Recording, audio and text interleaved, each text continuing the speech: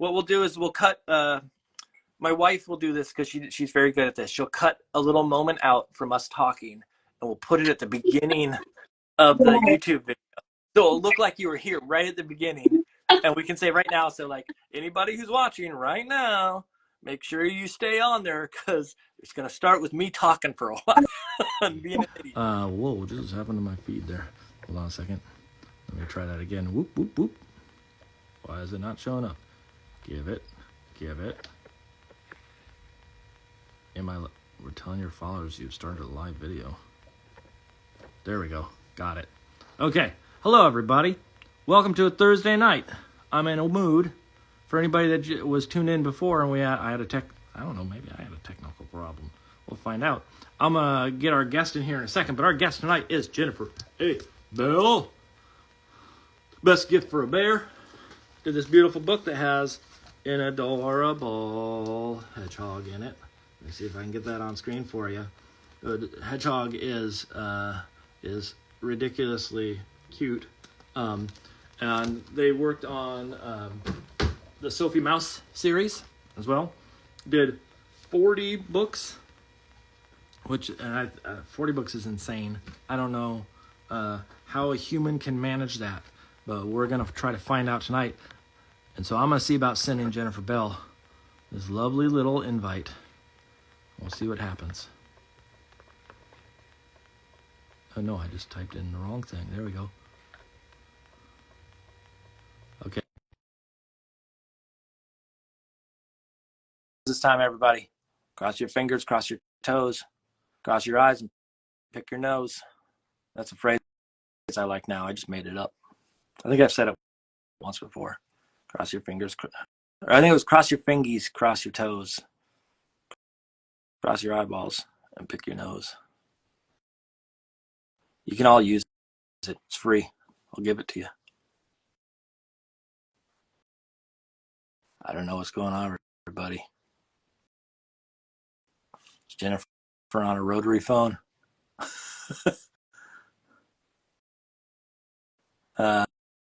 Is Marilyn Pappas? Who is Marilyn Pappas? Is that somebody that I know?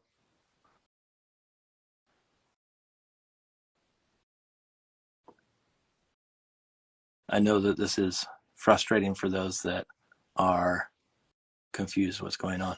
Ask us anything. Okay, Jennifer, let me try one more. Sent you. There we go. I see review. Yeah. Okay, hold on. That's a good sign. I see the view request for joining. Go live. That's a good sign. It's a good sign. It's a good sign. I like it.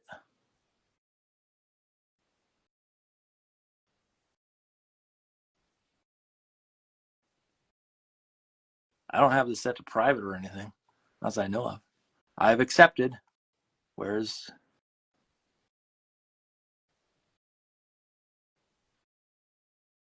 what? Why is the internet? Why is Instagram having a problem?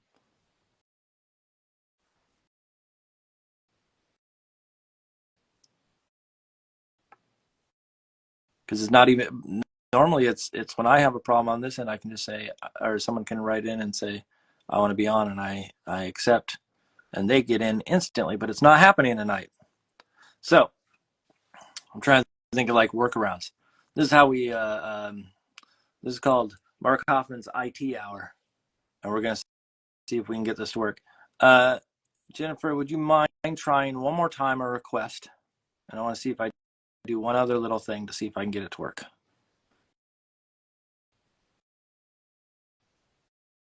And then I'll call up Instagram people.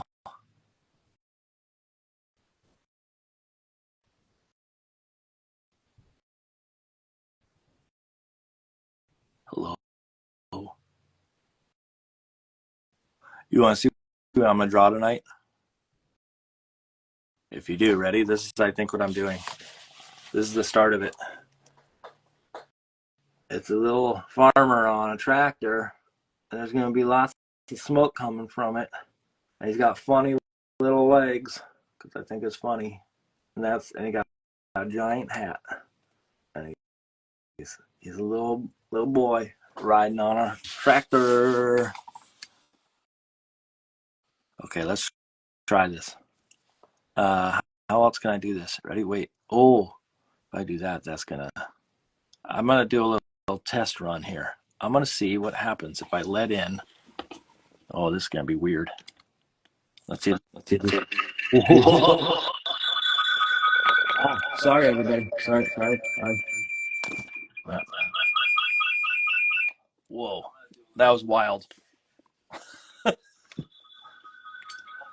I also got sound going on there. I don't want the sound there. Okay, so I know that the invite thing works. So I don't think it's on my end. We got to figure out what's going on, though.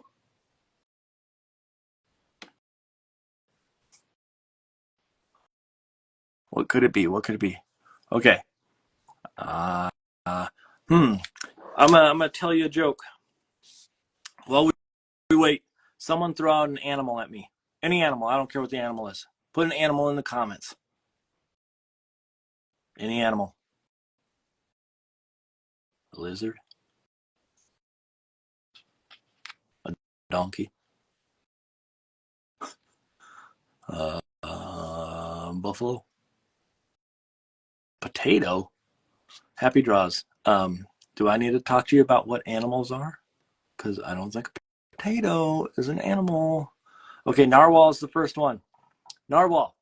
I'm gonna tell you a joke about narwhal. Let's see. Hold on. I'm gonna get it. What game is a narwhal the best at? Ring toss. Okay, how about what's it? That's a bad one. Narwhal. I'm trying to think of a good pun one. I see armadillo. Where does an armadillo sleep at night?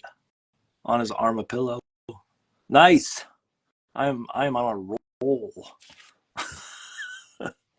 I'm writing dumb jokes. Let's see.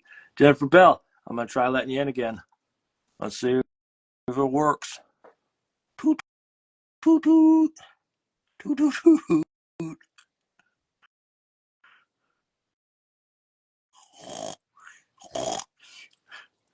This is gonna be the weirdest start to a Gavin Doodle ever because I'm just making random noises now. I started snorting.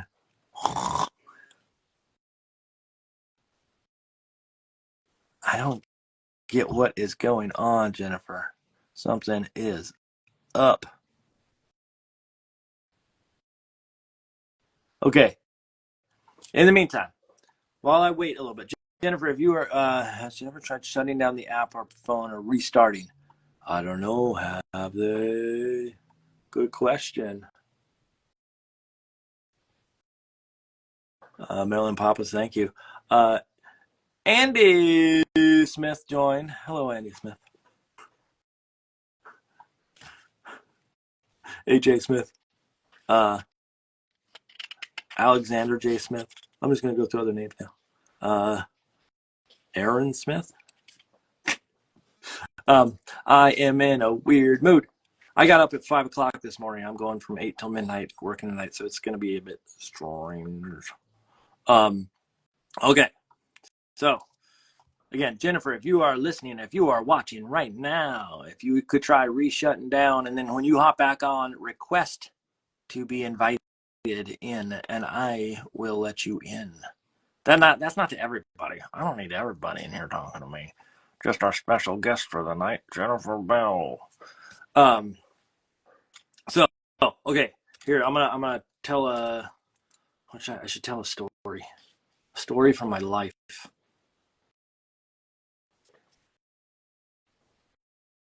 Okay. Oh, you know what? I'm gonna do this. So today I put up a post, and in the post it was for the Kidlit Art Postcard Day, which is a lovely hashtag that you can use to sort of promote yourself, etc. And I made one. It was from last week's Gab and Doodle, and it had a thing that said, "Who was your childhood crush? Who did you think was quite swell, dandy, quite a looker? Whatever, I don't know. Who likes to put hands up by their face?" And so what I'm going to ask everybody to do right now, everybody's watching. I don't care if you're watching here, there. I don't care if you, if I know who it is or anything. So I want you to write down who your crush was in the comments. I want to see when your childhood crush, like the equivalent of, not when you were like 18, but like when you were like 6, or I think mine was up until I was about 13. I'm sure there was one before that, but 13, somewhere in that range. And so, okay, Mrs. Hoppy starts it off with John Oates. And is there anybody else that's going to admit who their childhood crush was?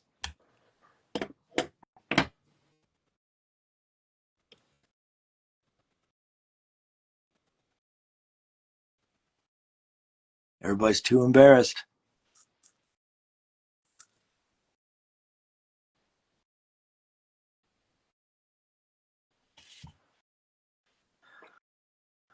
Taylor Hanson. Oh, from the Hanson. Wait, which one's Taylor?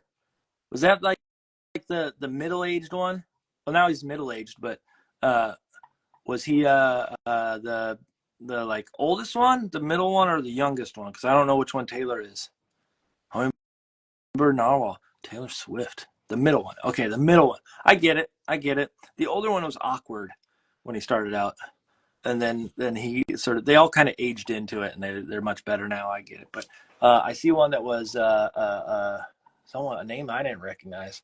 Who was that? Where'd it go? Tommy DeCaro. Who's Tommy DeCaro? Huh? Tommy DeCaro. I don't even know if I'm saying that right. Was he famous? There is something going on here. Jennifer Bell is going to join us at some point. We're going to get this to work. We are going to get this to work. I mean, I might have to try this again. I might have to straight up. Well, no, because mine worked, because I tried it. I got the cool effect of me watching me. Oh, no, there we go. Let's try this one more time. Okay. Taylor was the main thing. You know who Taylor, what about Kayla Heron? How do you feel about JTT? Jonathan Taylor Thomas. Lauren, I don't think you got to say that again, Lauren.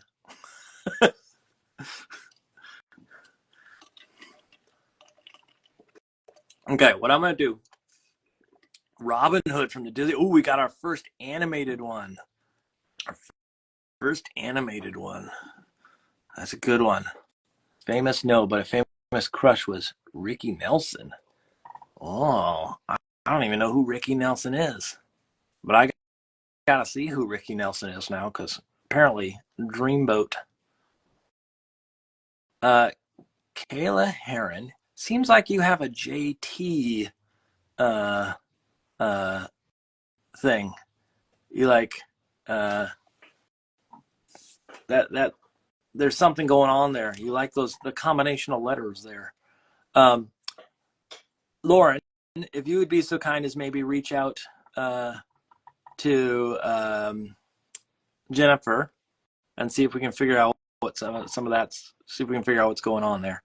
Because since I'm on, I might need to just start making something just to get going, so I can have a conversation with people, and then if we can get Jennifer to join in,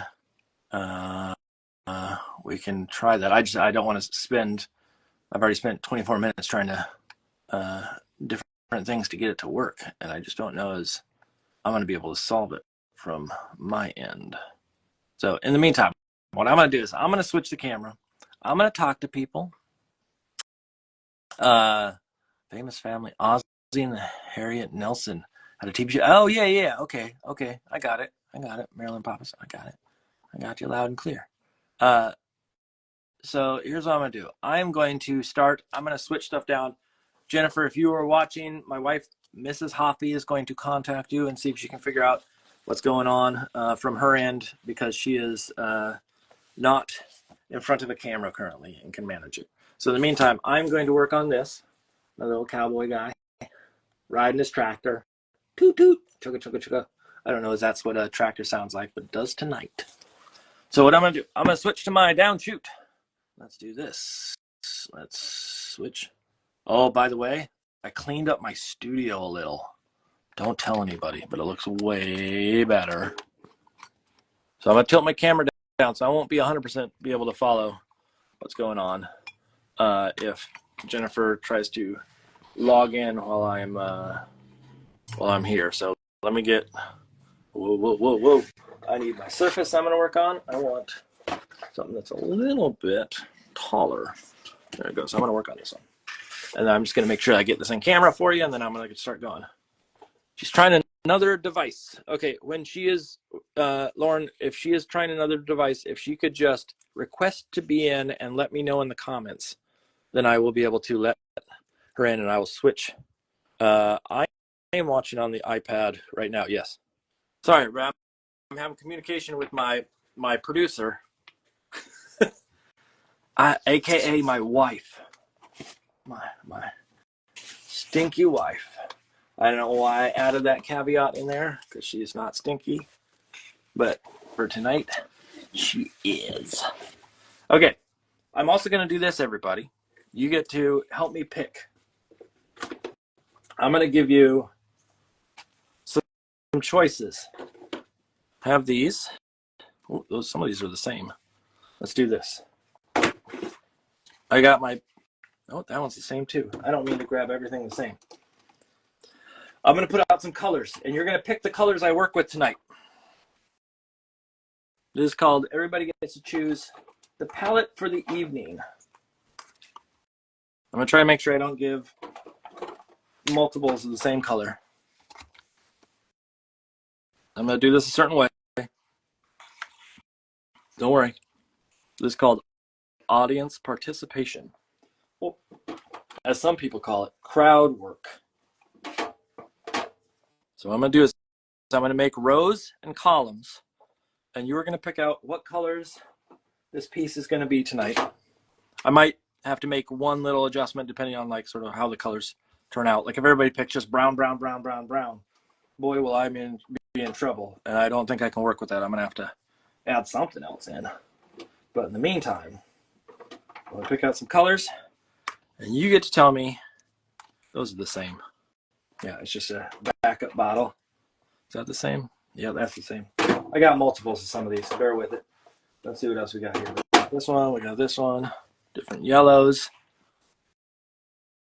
I needed this blue. I got a burnt sienna out there. And then is there anything else I missed? The only thing I can think of is that one. So let's do, yeah, I think we're good there. So, okay, here's what I'm gonna do.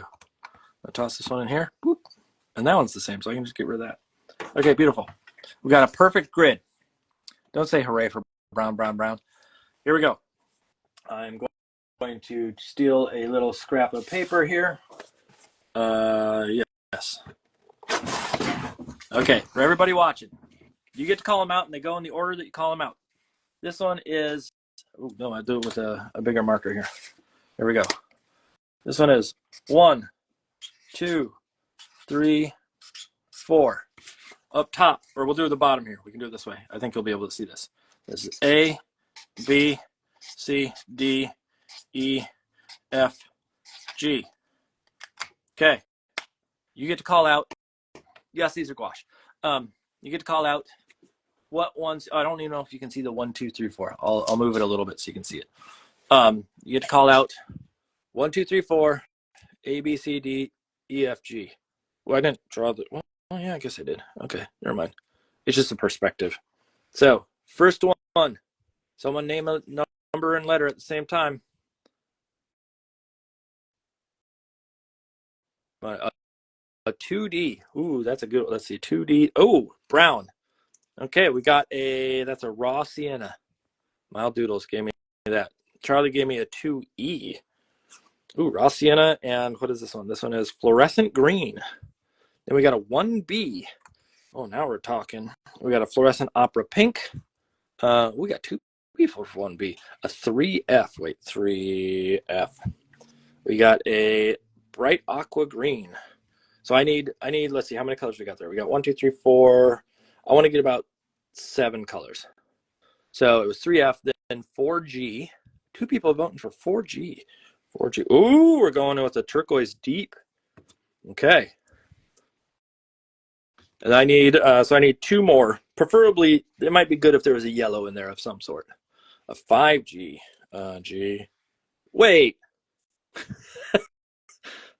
Someone.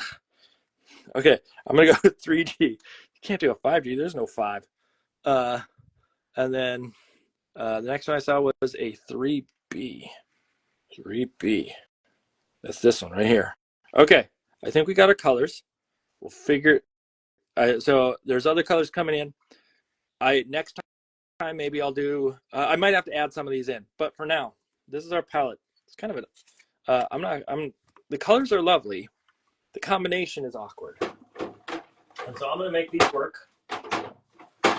And here's my challenge too. Is this gonna be a tractor piece? I'm not gonna go red tractor. I'm not gonna go green grass, etc. I'm gonna try to mess with the colors and make them go in other directions they shouldn't go.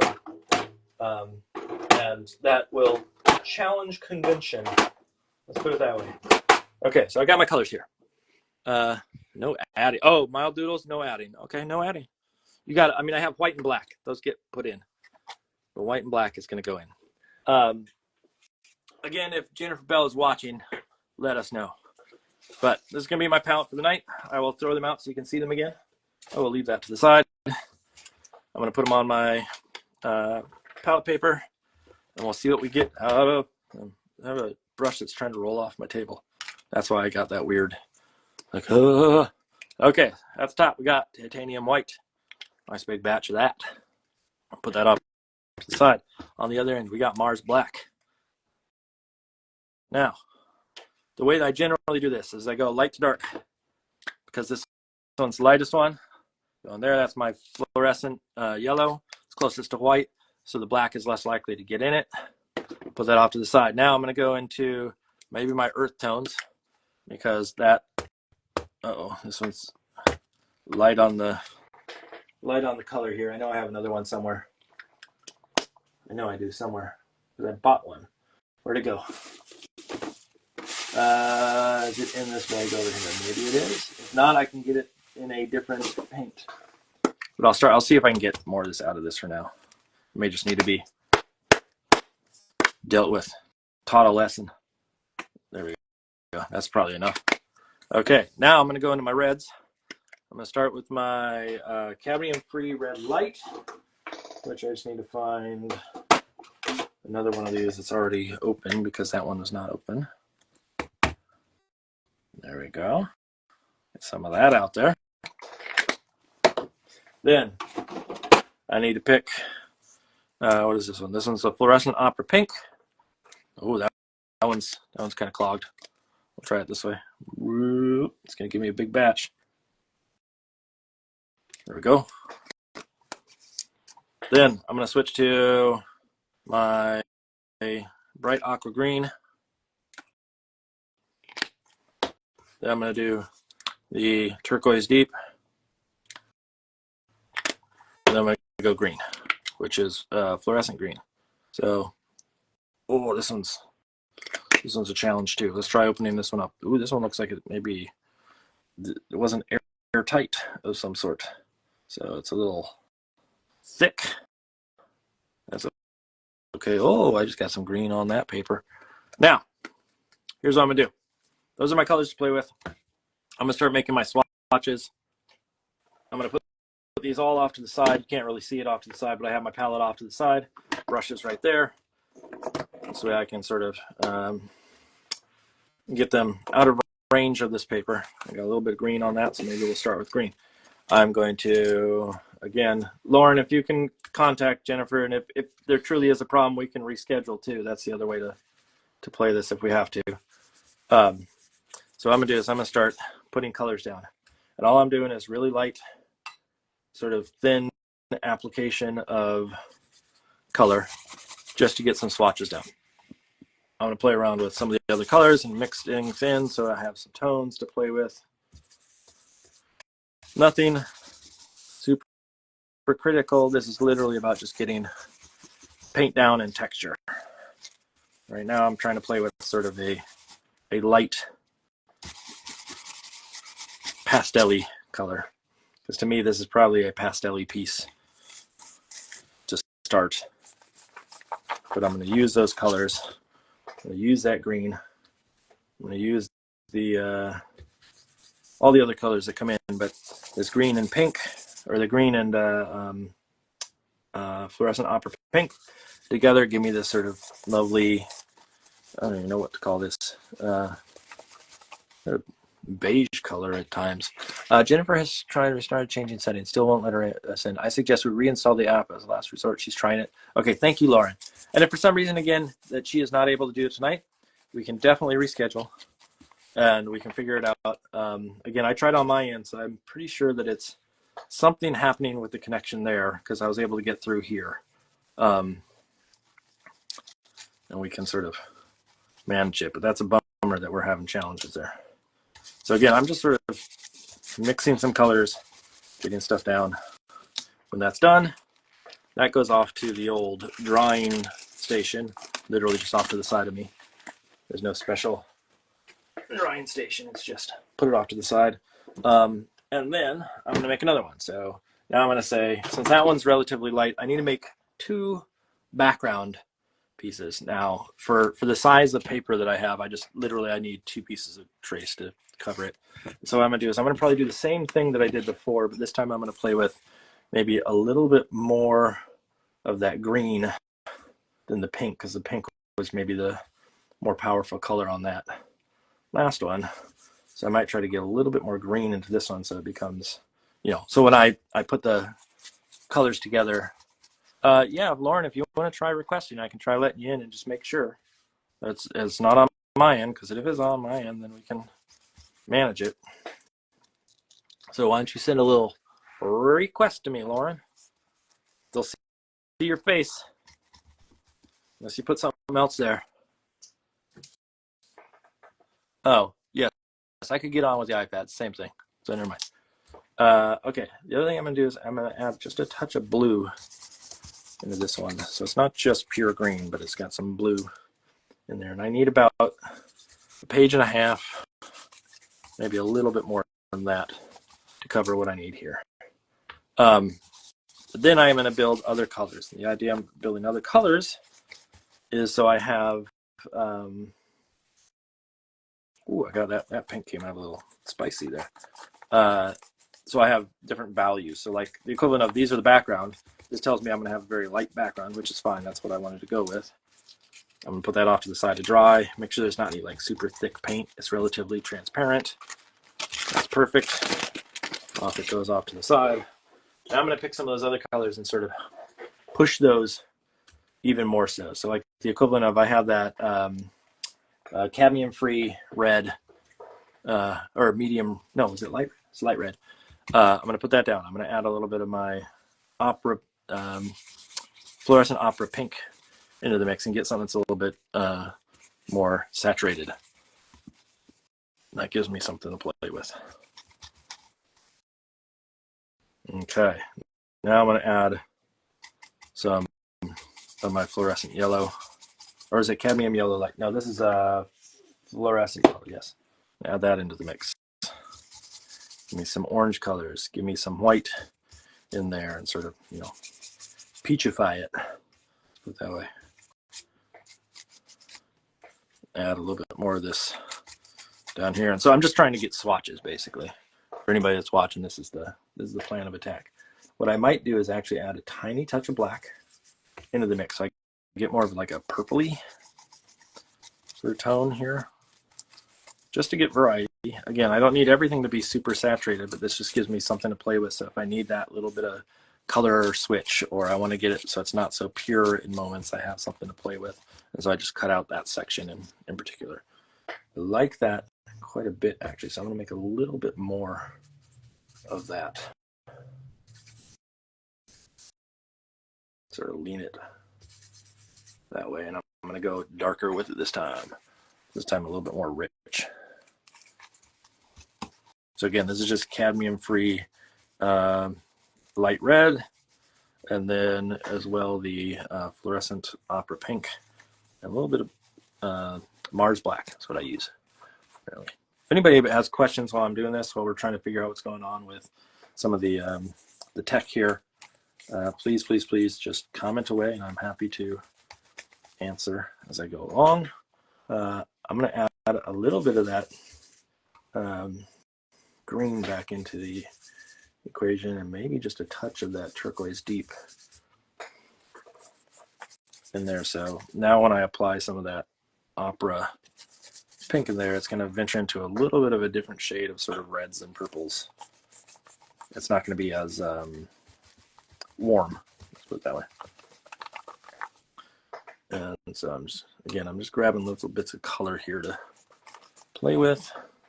All of a sudden I have something that just contrast wise is going to stand out from everything else that's on the page. Okay, this is sort of base level, just texture building for me. I have a swatch, I'm going to tear it off, and I'm going to do the next one. And so I'm going to do about 5 swatches, and this is generally how I operate. I have 2 for the background. I have one that's sort of a saturated color of some sort. Then I come in and I do another one that's sort of another color that's in my palette. And so in this case, I have that sky blue. Is that what it's called? No, bright aqua green. There we go. And so I'm going to go put this down. I still have a little bit of that that purpley tone in there, so I'm getting a little bit of a grayish color here.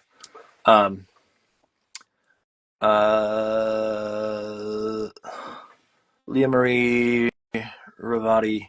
I want to say ravioli, but that's not right. Ravati. Sorry if you've already said this, but what materials do you use? I am using Liquitex acrylic gouache.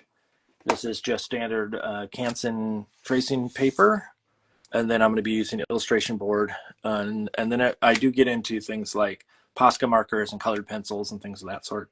But that's generally the heart of the beast. The beast. I always like when I add a little bit of like raw sienna into browns, and I get sort of this like, I don't even know what, like greenish mud color. I always think it's really pretty. So I'm putting down this bright aqua green, or no, what is it again? Yeah, bright aqua green. I would not call this green one bit, but it is. Now I'm adding other colors to it, so it does look a little bit more green. And then I'm going to start adding some of the turquoise deep in there too, just to give me a different sort of palette to play with here. And then what I might do, because I don't have this color anywhere else showing up in what I've done already, I'm going to add some white to the mix, so I get a little bit more of a cold sort of light blue in here to be able to play with. So if I need something that's like sky, or I mean, I don't even know if I'm going to be doing sky in this piece, but I have something of that sort. And I'm going to venture even more white in one part of this. So I just get that in there, and to me that's too pure of a color, so I'm going to come back in. I'm going to add little touches of, like, what happens if I put a little bit of pink in there, or the fluorescent opera pink. What happens if I add just a little touch of that cadmium red into this section, just to break it up so it's just not so like white and blue. I want it to have a little bit of variety in there. Okay, now that I have this, it's sort of spring-like, I see that.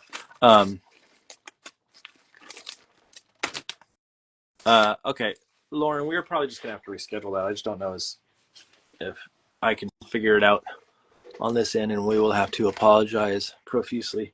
Okay, the next thing I'm going to do, I'm going to go and I'm going to make a dark color. I'm going to make a sheet that is essentially the deep values in my piece. Now, here's the catch though. I'm going to start by putting down color, and I'm going to come back and put So I'll like come in here and I'll put some raw sienna, and I'll put some cadmium reds down. I'll put a little bit of that opera pink down, sort of spread that around, get some color in here. Doesn't have to be perfect, but just get some stuff down. I might venture into some of those blues and sort of colors that are in there just to get some variety. So this is going to be my darks, and this is not going to be these colors. This is literally the base that I build on. Again, this is how I sort of operate in all of these. So I might come back, I might get a little bit of that green and the blue and get that in there. Add some of that opera pink back on top just to give some interesting purple in the mix. Let's get that raw sienna back on this side. This will make sense in a minute what I'm doing.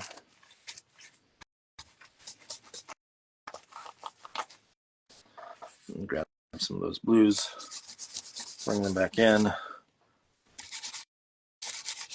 The opera pink to kind of purple out some of that stuff so it's somewhat in the same family. Doesn't have to be perfect, but somewhat in the same family.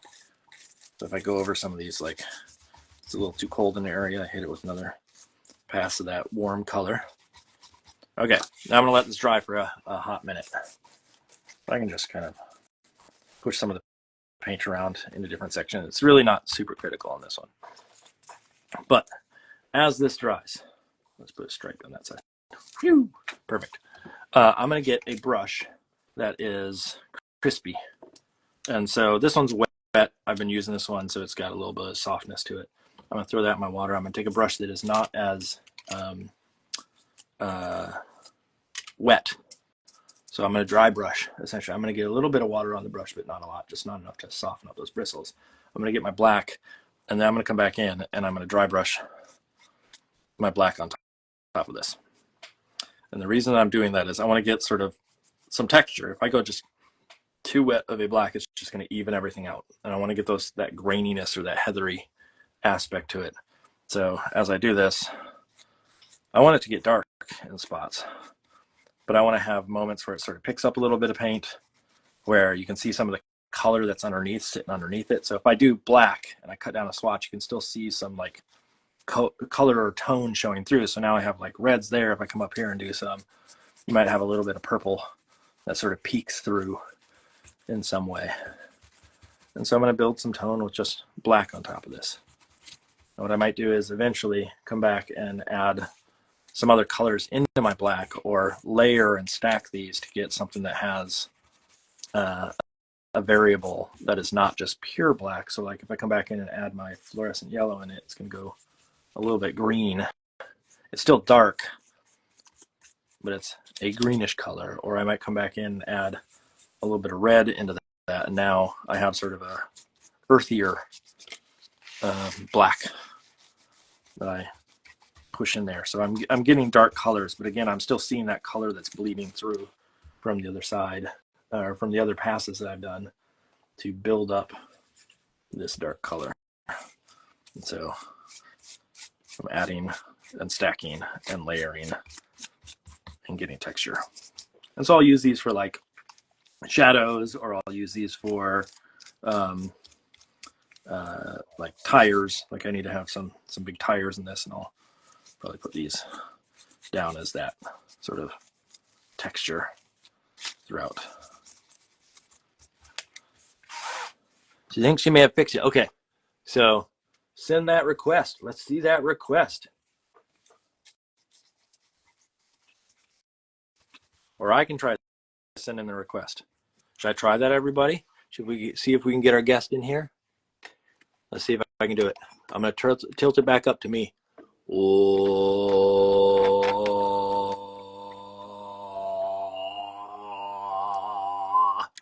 Hello. Hi. Tee. Okay, so let me try, see if I can get Jennifer in here. We're going to cross our beans. Cross our beans. I don't like that. I just saw my cat Beans show up on my thing, so I said cross our beans. So cross your fingers, cross your toes, cross your eyes, and pick your nose. Here we go.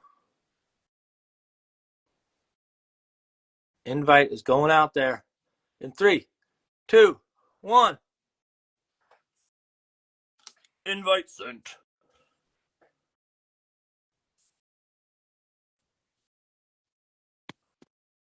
What?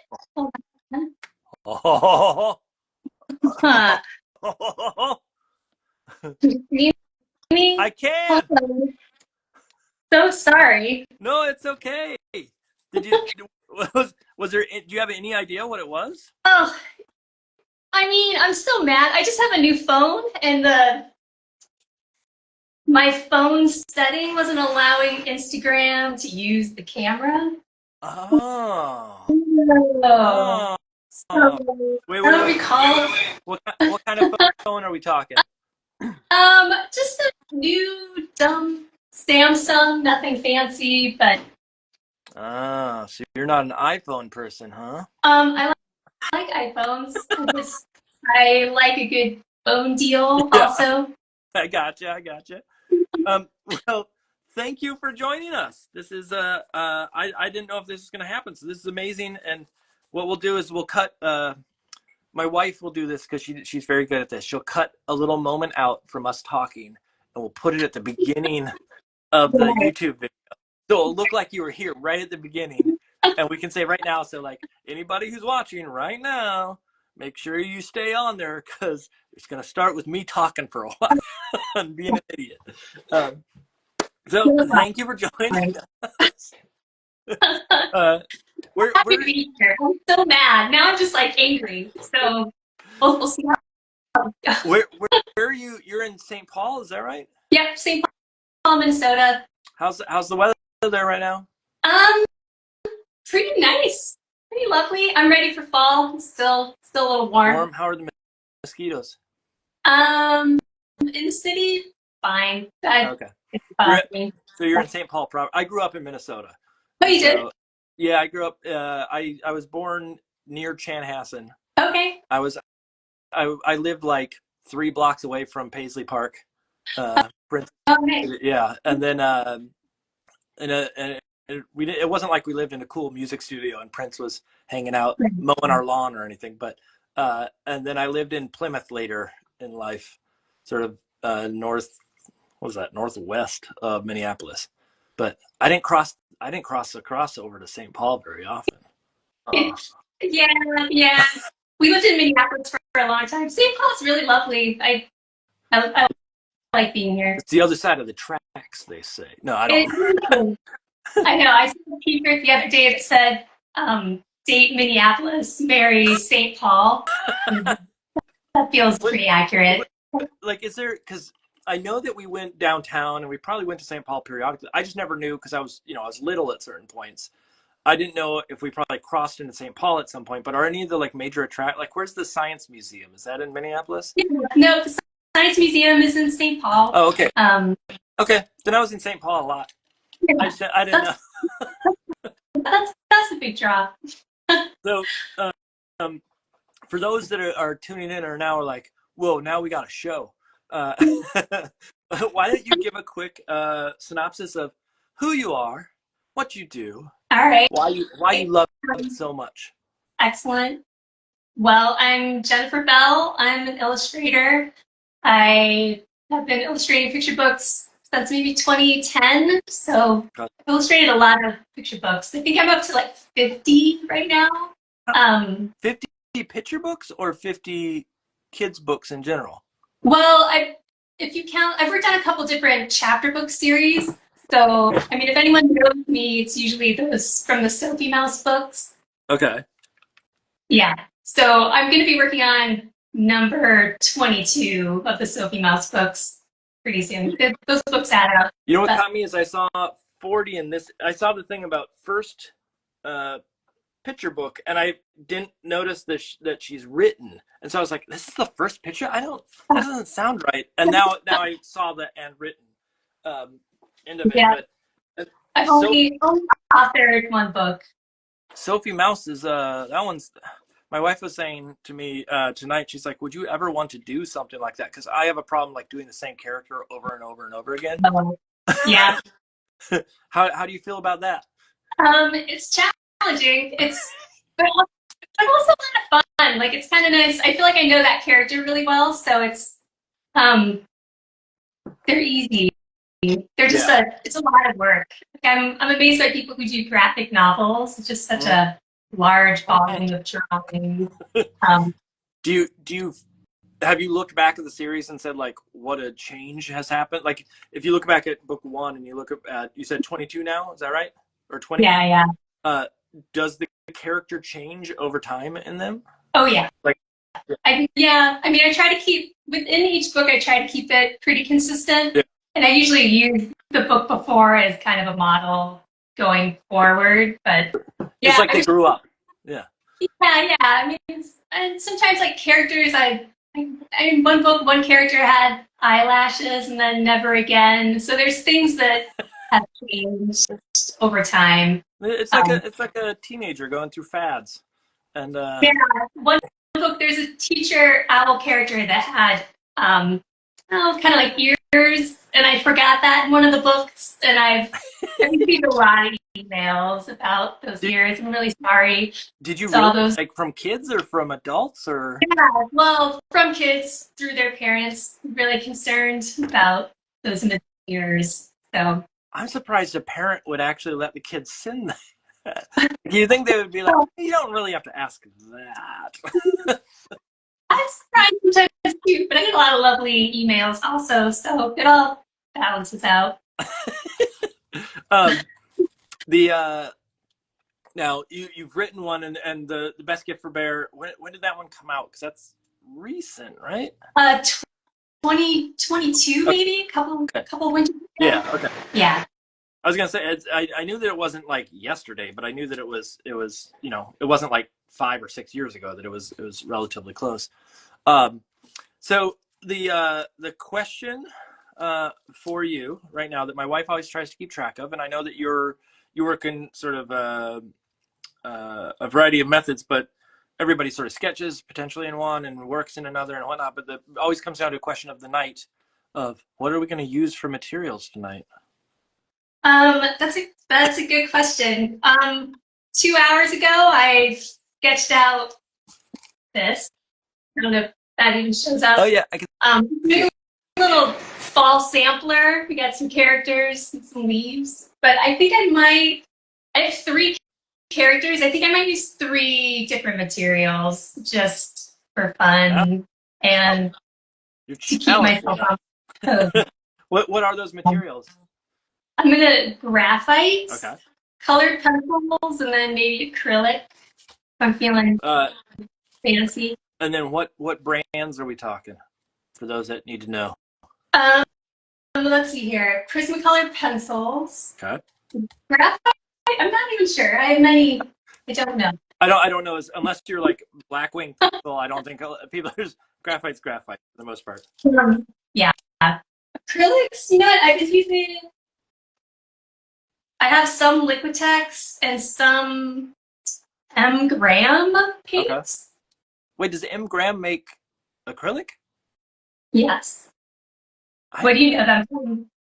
I know them for their gouache. I didn't know that they made acrylic. Yeah, I like their. Yep, they make acrylic. Huh. I like their pigment. They make it really nice. Do they have the same like one of the things I know about them in particular is that they at least I was told ages ago and I think it's true, I could be wrong.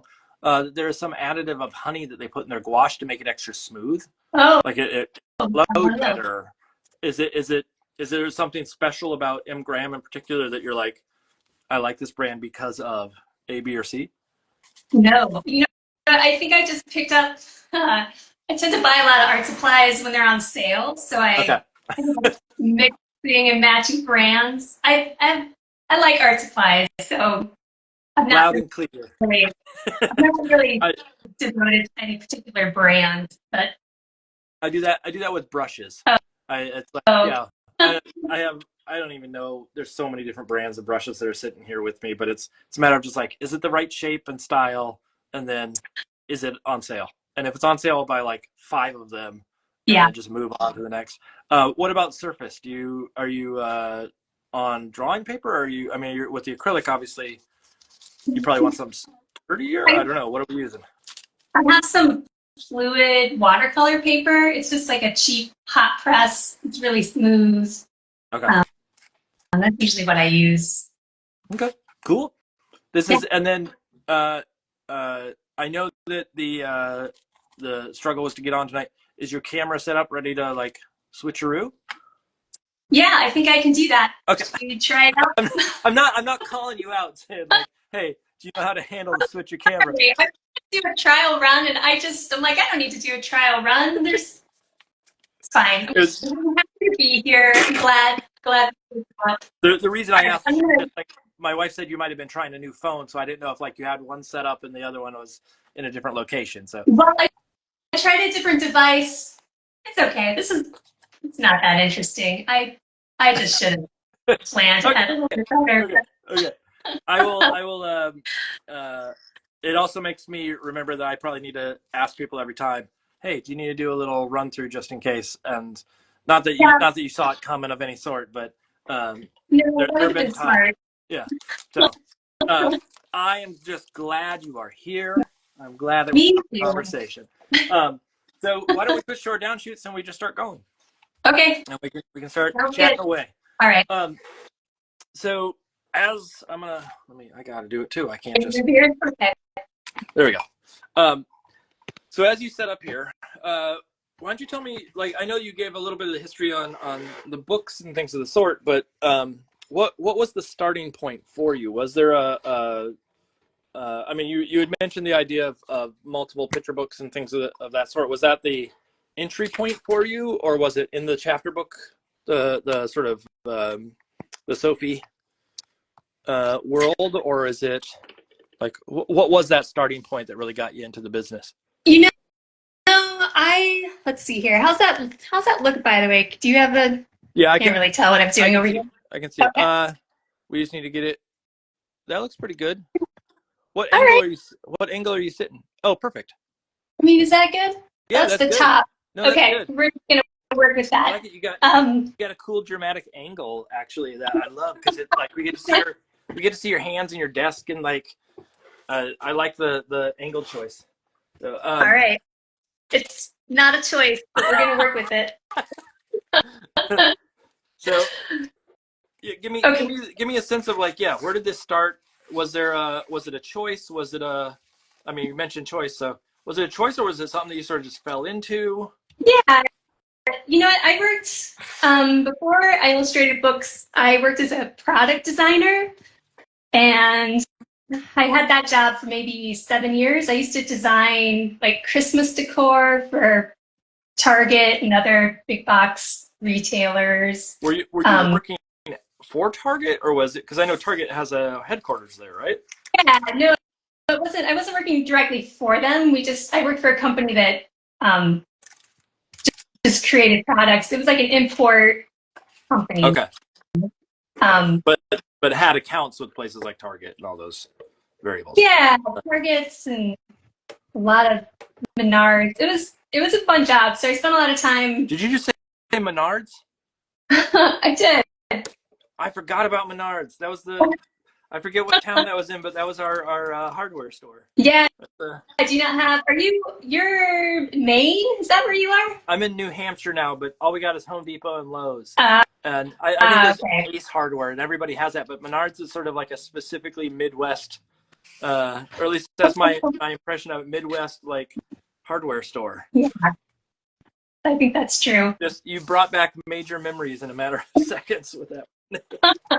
Okay. Oh, Sorry. well, glad I could help you out.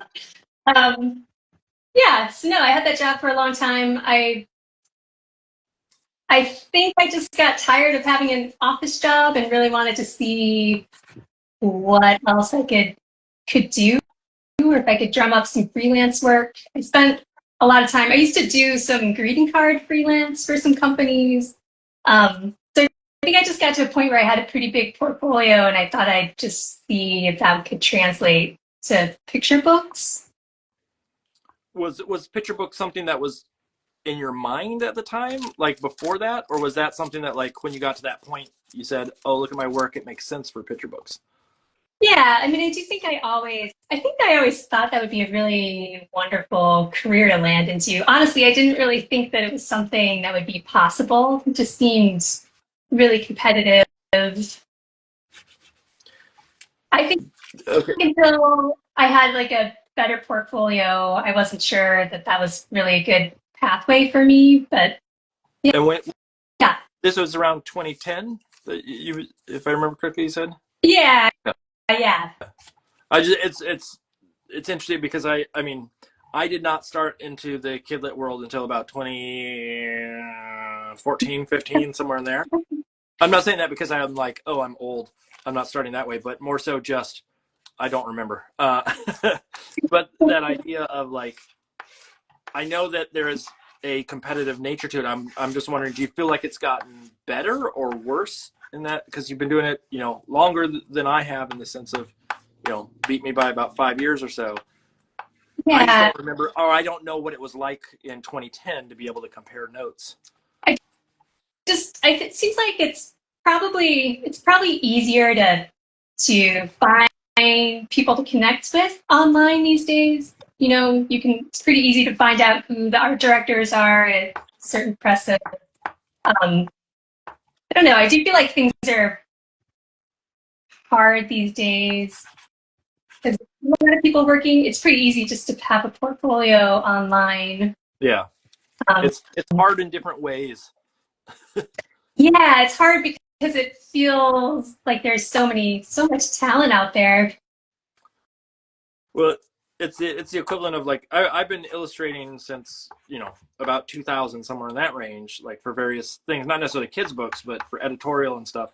And definitely, you have more access to more people now than back Oh, in the day. And like it's same thing like you said. The art directors like just finding. I remember when I started out um, illustrating in editorial, I had to sit in Barnes and Noble or Borders or whatever. I think it was just Barnes and Noble at the time. yeah. I think Borders might have been gone fairly early on. Um, and writing down, taking out all the magazines and writing down the art directors and all the masthead that goes along with it. And now you just look it up online. Uh, Yeah. and you don't have to spend the time doing that, and you can copy and paste instead of having to have a little notebook. And so like things have gotten easier, but at the same time you're competing against a broader group. Um, and Yeah. do you, do you feel any of, because one of the things I deal with all the time is students who are sort of questioning their place in the art world, Yeah. and I'm wondering, do you still feel that sense of like competition even though you've been doing it for a while and even though you have 40 something odd books, um, or Yeah. 40 plus? Yeah. I mean, like, I think at this point in my career, I'm kind of more interested in just keeping my head down and just enjoying the Okay. process. And um, yeah, I mean, I don't know if like you're asking me if I feel like I'm struggling with competition. Well, more so, do you still have that, like, not necessarily the competition, but do you still have that question of like value of your work? Oh, I mean, sometimes there are definitely like moments when I don't have work and I question why I'm not getting hired for things. Um, but yeah, there's so many things you don't really have control over in this career. Yeah. Yeah. You don't have control over where the next contract's coming from, or Yeah, yeah, yeah. it, it is a scary industry in that manner, but at the same, so what, I'm gonna because I said something scary, what is the benefit? What is the, like, if you had to sell someone's like, I never want to be a kidlit person, that sounds awful, what's the one thing you go, but it has this? Oh, I mean, it's so nice just to be able to oh, work from home and create lovely little objects that get to be in the hands of little readers. I do like that aspect a lot.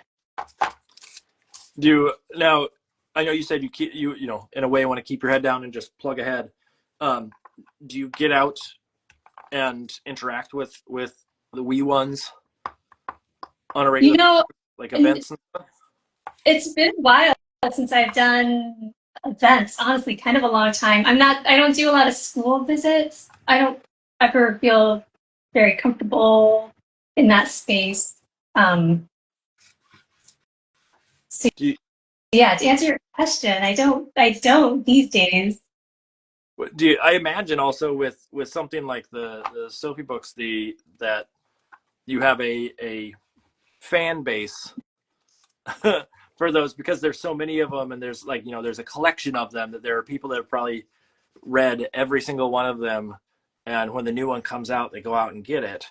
And I'm sure that, like, there's a different level there too for what happens in an interaction in a school or what have you than there is for just a singular, picture book, because there's prestige. There's and I could be wrong, but I just, I'm thinking about sort of the going to events that I've been to where it is like, there's a history there, has always been like a slightly different vibe. Do you get little ones coming up to you all the time going like, I grew up on these books?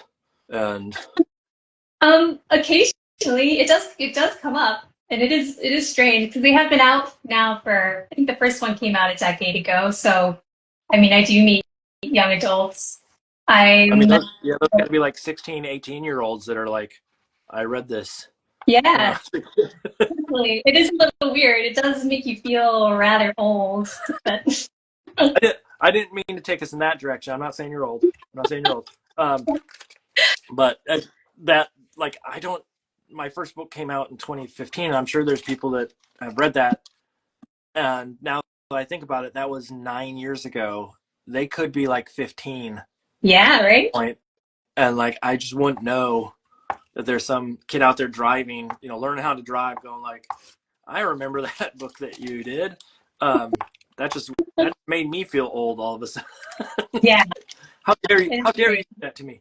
Um, so So did you say that you don't like drawing the same character over and over again? yeah, I know. It's so I do it. Like I've worked on book series. I've I deal with picture books, but I think it's something wherein like graphic novels, I feel like are out of place for me. I don't think I could manage that, just Yeah. because of so many. It also is a challenge because one of the things that I like about the way I work is making intentional irregularity in the work. So the Yeah. equivalent of like, it's never quite perfect. And so when I work on books, I feel like I have a formula I follow, and I don't like formulas. And so, my goal now is to get books that don't have a character, that it has to be consistent throughout. So like if a character can change a little, or if the Yeah. book is a concept book and that kind of stuff, which is, totally in my wheelhouse to do and probably would be easier, but it doesn't mean I'll turn down books that have uh, continuous character work. I just might Right. approach it differently. Um, do you like the aspect of drawing the same character over and over? Or is that Yeah, I think it took me a long time to realize that it's more for me about really designing a character that's easy to draw from different angles, and really figuring that out at the beginning of a project and yeah. not hoping it'll come together. Yeah, I think I'm realizing that I'm a big planner when it comes to illustrations in books. Like I'll do rough sketches. I just do a lot of sketches and prep work. So by the time I do the final artwork, I think it's kind of ready to go. Um, so yeah, I don't mind drawing the same character. I think it's kind of a fun challenge, but it's definitely sort of like a designing challenge for me, just to make sure character will be interesting from different angles. Do you make a like character sheet first, Yeah, or yeah, do you? yeah. I will do that. Um, and maybe not all the time. I'm working on a couple of books right now. I've been sketching that are like very sweet animals, and I'm finding that I don't really need to make sheet for those. Like I kind of just know what they Yeah. look like. So that's been sort of refreshing. Well, I would also assume just the fact that you've been doing, you've done enough books at this point that you sort of know, not necessarily a formula, but you have an understanding of what's in your head and how to translate it down relatively quickly. Yeah, it is nice when that comes together quickly. I guess my challenge is not necessarily that I don't want to draw the same character over and over. It's this is going to sound maybe awful, and hopefully no art directors are watching right now. Uh, I think part of it is I like to absolutely lose control and back myself into corners and have to find a way out of them. And so that idea of like even the book that I'm working on right now that I have to paint tomorrow, it's a pre-existing character that I've done in other books, and I have to get out like previous pages to say like, what does it look like? Yeah. What are the colors? To me, that not that it's the worst thing in the world, but it's definitely like I'd much rather go. Let me wing it on this one, and that doesn't necessarily fly for all books. Yeah. Yeah, I've learned I'm not a winger. It doesn't really work for me. Unless I'm like drawing from life, then I feel like I have a little more freedom to So play. let me ask you another. This is maybe a in that same vein. When you do events for your books, or when you get up and do any sort of public speaking or anything of the sort, do you like to have a script?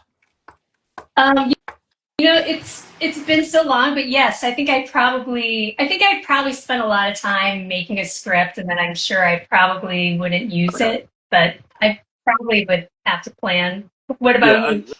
you? The reason why I ask is like I am also the type of person who I will write a speech and I will not stick to it one bit. It's like the equivalent of I had a graduate like at the school I teach at. I was voted to be the faculty speaker at graduation, and I had to write something because technically the school has to print something in the newspaper saying this is what's said. Um, I gave them something that I wrote down and I just made it up as I went along, and I didn't stick to it at all. But I think that's just sort of like that's my nature, not necessarily that it's a smart idea for anybody. Because I've made plenty of mistakes saying the wrong thing at those events. Yeah. Sort of shoot myself in the foot. Well, But that's for yeah, you. it's I like improv and I like having to figure stuff out. And I think that you made like asking that question makes me realize like this is therapy right now for me. It makes me realize something about me that is not just art related. Um, so let me. I see a couple of questions here. I want to get back to just that people have asked to make sure that we sort of address some of those. But let me. Sure. I saw them a second ago and I just scrolled too far. It says Menards does Christmas really well. So there you know. So Marilyn Papa says, "Who's your agent?" Do you? Oh, you know what? I don't have one right I was now. gonna say I searched and searched to see if there was one when I was making the ad because we tag everybody and stuff. And did you have an Yeah. agent before? Um, I've had two agents since I've been working on books, and I think I'm having sort of oh, they were both wonderful. I'm just having a bit of like a Goldilocks issue with agencies. Like I think I was with one that was so big, and then my second agent was a very small operation. So I think I'm sort of keeping my eye out. I would like to find an agent at some point, but at this point, um, yeah, looking for just the right fit. Not quite sure what that looks like right Do you, now. do you Um, feel because there's always this question of in kidlit, all these people searching for an agent at all times. And obviously, you've been in the industry enough that your name is out there. Do you feel like you actually need an agent now? Not necessarily whether you want one, but do you feel like you need one, or do you feel like you could go it yourself because I feel like I'm kind of having a trial. I just recently signed a couple contracts without an agent, so that was an interesting experience. Just I did find a contract lawyer. Yeah, I'm just not really sure. Right now, I feel like I don't need an agent, but also, If I find myself in like a slow work period, or honestly, if I have another manuscript I'd like to sell, then I think I would probably Yeah. definitely look around again. I'm always writing stuff, but I don't treat it more like piano practice. I feel like I'm not actually producing anything I want to try to put out in the world right now. I can understand that. I register that 100%. I Yeah, you write a little bit. You've written some books, I've haven't you? written two, but they were early on in my kidlit career, and I have not been. I There was a good chunk of time, and I don't know if this happened to you as well, but there was a good chunk of time where I had so many books on my plate, one after another, that I could not split up my time easily to go write because I was Yeah. spending all my time on deadlines. And then, when that's done, the next one rolls around, and sort of devoting time to writing was a little bit harder to come by. Now I'm at a point where like I don't have as much coming in because of there's a bit of a slowdown in certain areas of kidlit, Yeah. and I'm trying to get to the point where I'm writing more regularly, and the start of school has slowed that down a little bit, but I think this next week is where I really hunker down and get it done. But it's sort of that same. I'm in that same boat of I write. I have ideas that I really love, but I have the problem of I love them on first pass. I don't know if I love them on second or third or fourth or fifth or sixth, or they they evolve over time. The Yeah. do with going, because I've done a few contract negotiations on my own back in the day, but I like having an agent just because I'm not lazy, but I sure don't like to have to deal with some of the things that an agent helps you with, promotion side and those kinds of odds and ends. Did you when you were doing the contract, was it scary? Like, just because there are more variables in a way in a kidlit contract. Yeah, I guess it was difficult to find a lawyer. I feel like everyone has been telling me that there's so many contract lawyers out there, but when it came down to actually getting someone to help me out, it took a while. You know, particularly scary per se, but I like having um, backup. It's nice.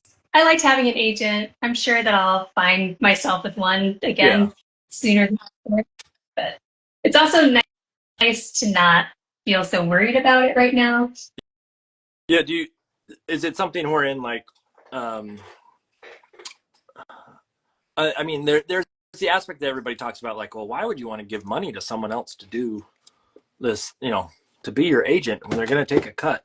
But there's a nice factor in, like, well, you don't have to deal with things, but at the same time, uh, you basically have no one to answer to at this point. Not that agents like are your boss, but uh, there is that idea of like being free. I imagine is also somewhat rewarding in the situation. Yeah, it is right now. It's great. I do. There are moments when it's nice having an agent, especially when there's scheduling issues. Yes. Kind of like having someone else go to bat for me. Mm. Um, yeah, those kind of things. It's nice. It's nice to like let someone else use. So I see a couple of questions. Well, one of the questions I don't think is related here, or is adjacent. Let's put it that way. But one of the questions is, are you on Threads? No, I'm not. Um, I'm not interested. Should I be on Threads? Are you on Threads? I'm on it primarily like just for promotion purposes. I don't know as I get as much traction. I'm wondering, I guess the question, this is coming from someone here that is watching, but that idea of like, how do you interact with the kidlit community? Yeah, I think it's tricky right now because I'm not sure. I haven't really been enjoying social Okay. media. Kind of took a big break this summer. Yeah, I feel like Instagram was always kind of my go-to I would occasionally post up on Twitter. I just completely logged out of that account. I do like Blue Sky. Blue Sky seems nice Do for you social media. do you have an in-person group that you chat with? I mean, the idea, not necessarily that everybody has to talk with someone, but just as illustrators, oftentimes we sit and in a lonely little room in our little hobbit hole and work and work and work. Yeah, Did you, you know what? I think I'm pretty lucky. There's so many amazing illustrators working in the Twin Cities. Like I have a pretty big group of illustrator friends. Um, yeah, so and I do get out. I've been going to figure drawing classes and getting out to oh, sketch. My friend Kayla Heron and I have been doing that for a couple of years. My friend Stephanie Watson joins us. Yeah, there's a lot of people, Corey Duerfeld and Stephen Chaskan and Liza Wheeler and now I'm just rattling off people I know. yeah. It's nice to be in a big town that has a big community Yeah. of people.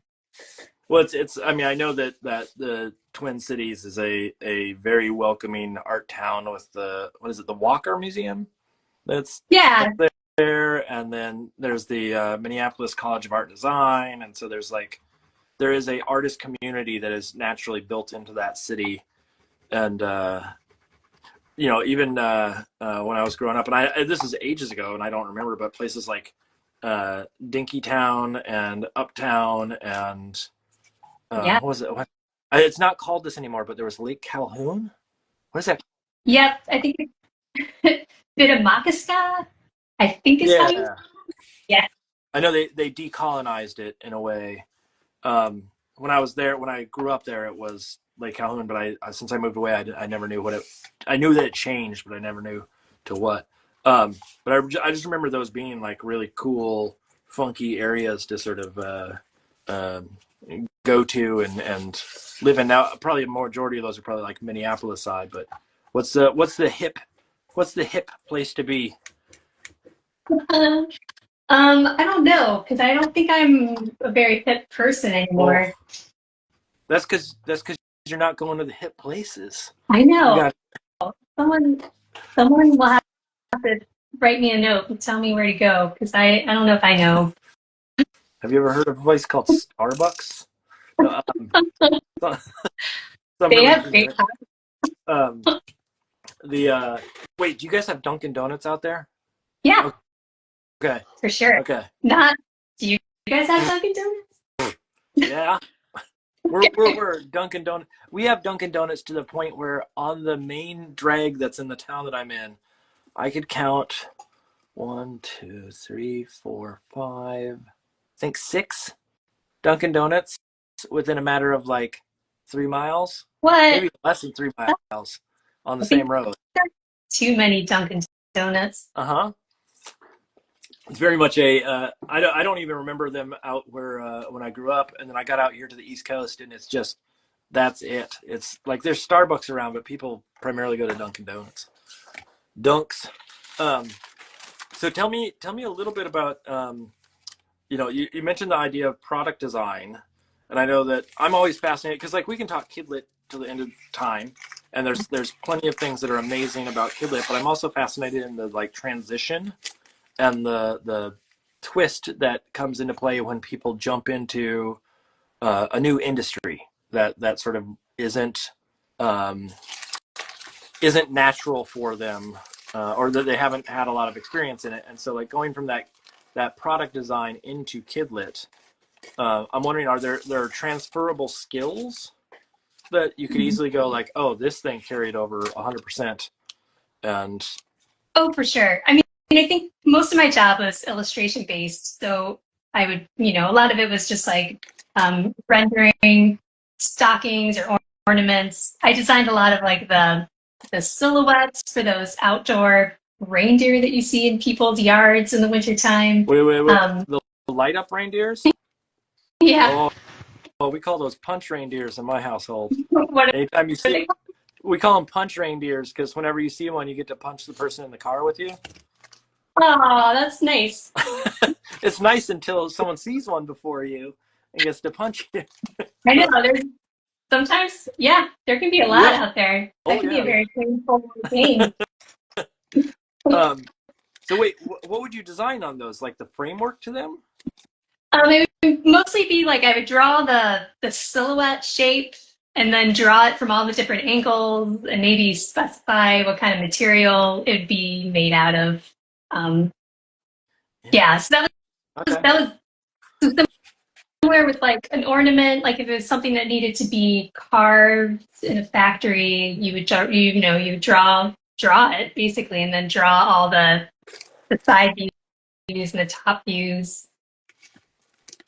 So I mean, it was a really heavily illustration-based job, so it didn't really feel like a far stretch to So you didn't jump into something you didn't else. have to know like the production 100%. Like you didn't need to know, oh, this is exactly how you build this thing. It was sort of more of a like, you know, plan and like you didn't need to know how to weld stuff or No, no. I mean, I think I really learned a lot about how things are constructed. It kind of helps you to know how to design something. Like if you like a glass blown ornament needs to have certain soft shapes, or it's not going to work. yeah. But Well, yeah, it was pretty fun. I'm glad I had that experience. I like that job. I just also didn't really love working in an office. It was nice to find a way to be able to work from home. the um, I had a former student that actually worked for Target, Oh yeah. uh, making toys and stuff, and very very similar. Like they made like toys for kids and like wooden blocks and things like that. And I don't know if they actually. I mean, I think they worked actually for Target, but I don't know if they lived out in Minneapolis at that point. It's weird. I don't know. Mhm. I'd have to ask at that point. But um, what when you jump to the kidlit world, and this is a question I ask almost everybody on here, is sort of what were the things that were challenging? What were the things that sort of threw you for a loop?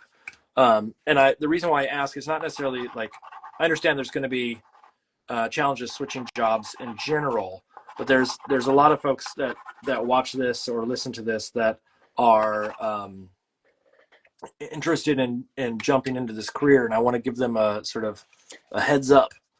Hey, this is don't forget about doing A, B, or C, or plan ahead for whatever that next whatever challenges might be ahead. Is there something in particular Yeah. that you can say like, oh, that was the thing I did not see coming? Yeah. I mean, I think I didn't quite understand how difficult. I think picture books are really it's just very all-consuming projects. Like it takes a long time to make a lot of pieces of artwork and keep it consistent. Even color Yeah. palettes. I Yeah. think I was a little unprepared for like the scope of those projects. Um, Do you feel like that was more of a challenge because you're a traditional material person? um, bit. I think I just felt like I needed to be working quickly. And when I first started out, I worked a little bit differently. Like I rendered everything in pencil and then colored things digitally. Okay. Um, so my process is a little bit different. Um, yeah, I found that challenging. I also and I still it's amazing. I kind of just wish someone would have told me how some books just live forever out in the world. Like they will always be out there. Um, And then some books like kind of come out and then you don't really You they don't have a remember? very short little life. Okay, wait. That feels like a very hyper specific to you situation, and I don't know which way it is. Like, is there a book that's out there that because you said like books go out there and can live forever? That could be a good thing or that could be a bad thing depending. And then on top of Yeah. that, they also some are very short, which generally is not a great thing. But are you saying that you had books that were like short life, or are you saying there was one that's just that you dread when people bring it up? And you're like, oh no, I mine. think I have both. Okay. I've had both experiences. I mean, for the most part, like it's really lovely. It's nice when Yeah. things are out there for a long time. But also, I just wasn't. And what I'm saying is, I wasn't so prepared to see some things out in the world for so long, you know, and it has your name on it. It's a really personal thing to have a book out there. Can't really hide from it. Is it a book? Okay, so wait, because I'm not going to ask you to name the book because Okay. that'd be hard. But is it a book that that oh, what am I? Is it a book that you didn't like or that you think is challenging to you, or is it a book that also potentially got a review or has a like I have a couple books that got some not the greatest reviews in the world, and they don't show up in everybody's wish list all the Yeah. and so I'm wondering, like, is it a personal preference or is it a world preference? And you're like, I don't know if this is the. I think you get where I'm going with this, but Yeah. I think for me, I think I'm just very hard on myself. I think maybe I just, there's things I know I could have done better. Um, that's all. okay, I don't, I get it. I get it loud and clear. I have not this. I have the same thing. losing sleep over it. Yeah, It's, yeah. I have the same thing. There are some books that I like are not bad books of any sort, but I think I've just changed enough over yeah. time that it's sort of looking at them as sort of not necessarily challenging in the way that I'm like, I can't believe I did that, but more so just, oh, that doesn't feel like me as much anymore. Oh, for sure. Yeah. I think it's a lot of that. And then um, I'm gonna switch topics for you real quick. Okay. We're gonna this conversation goes any way that we want. You can raise topics. Doesn't have to just be me. But today I put up a post for Kidlit Art Postcard Day. Yeah. And Yeah. I had a question that was tagged with it that allows people to answer. And the question was, and you got to answer this. You got to answer this truthfully. Well, first of all, are you married? Do you have a partner? Do you have? Yeah. I'm Okay. married. Yeah. So, Is that part of the well, question? it is sort of in a way. Okay.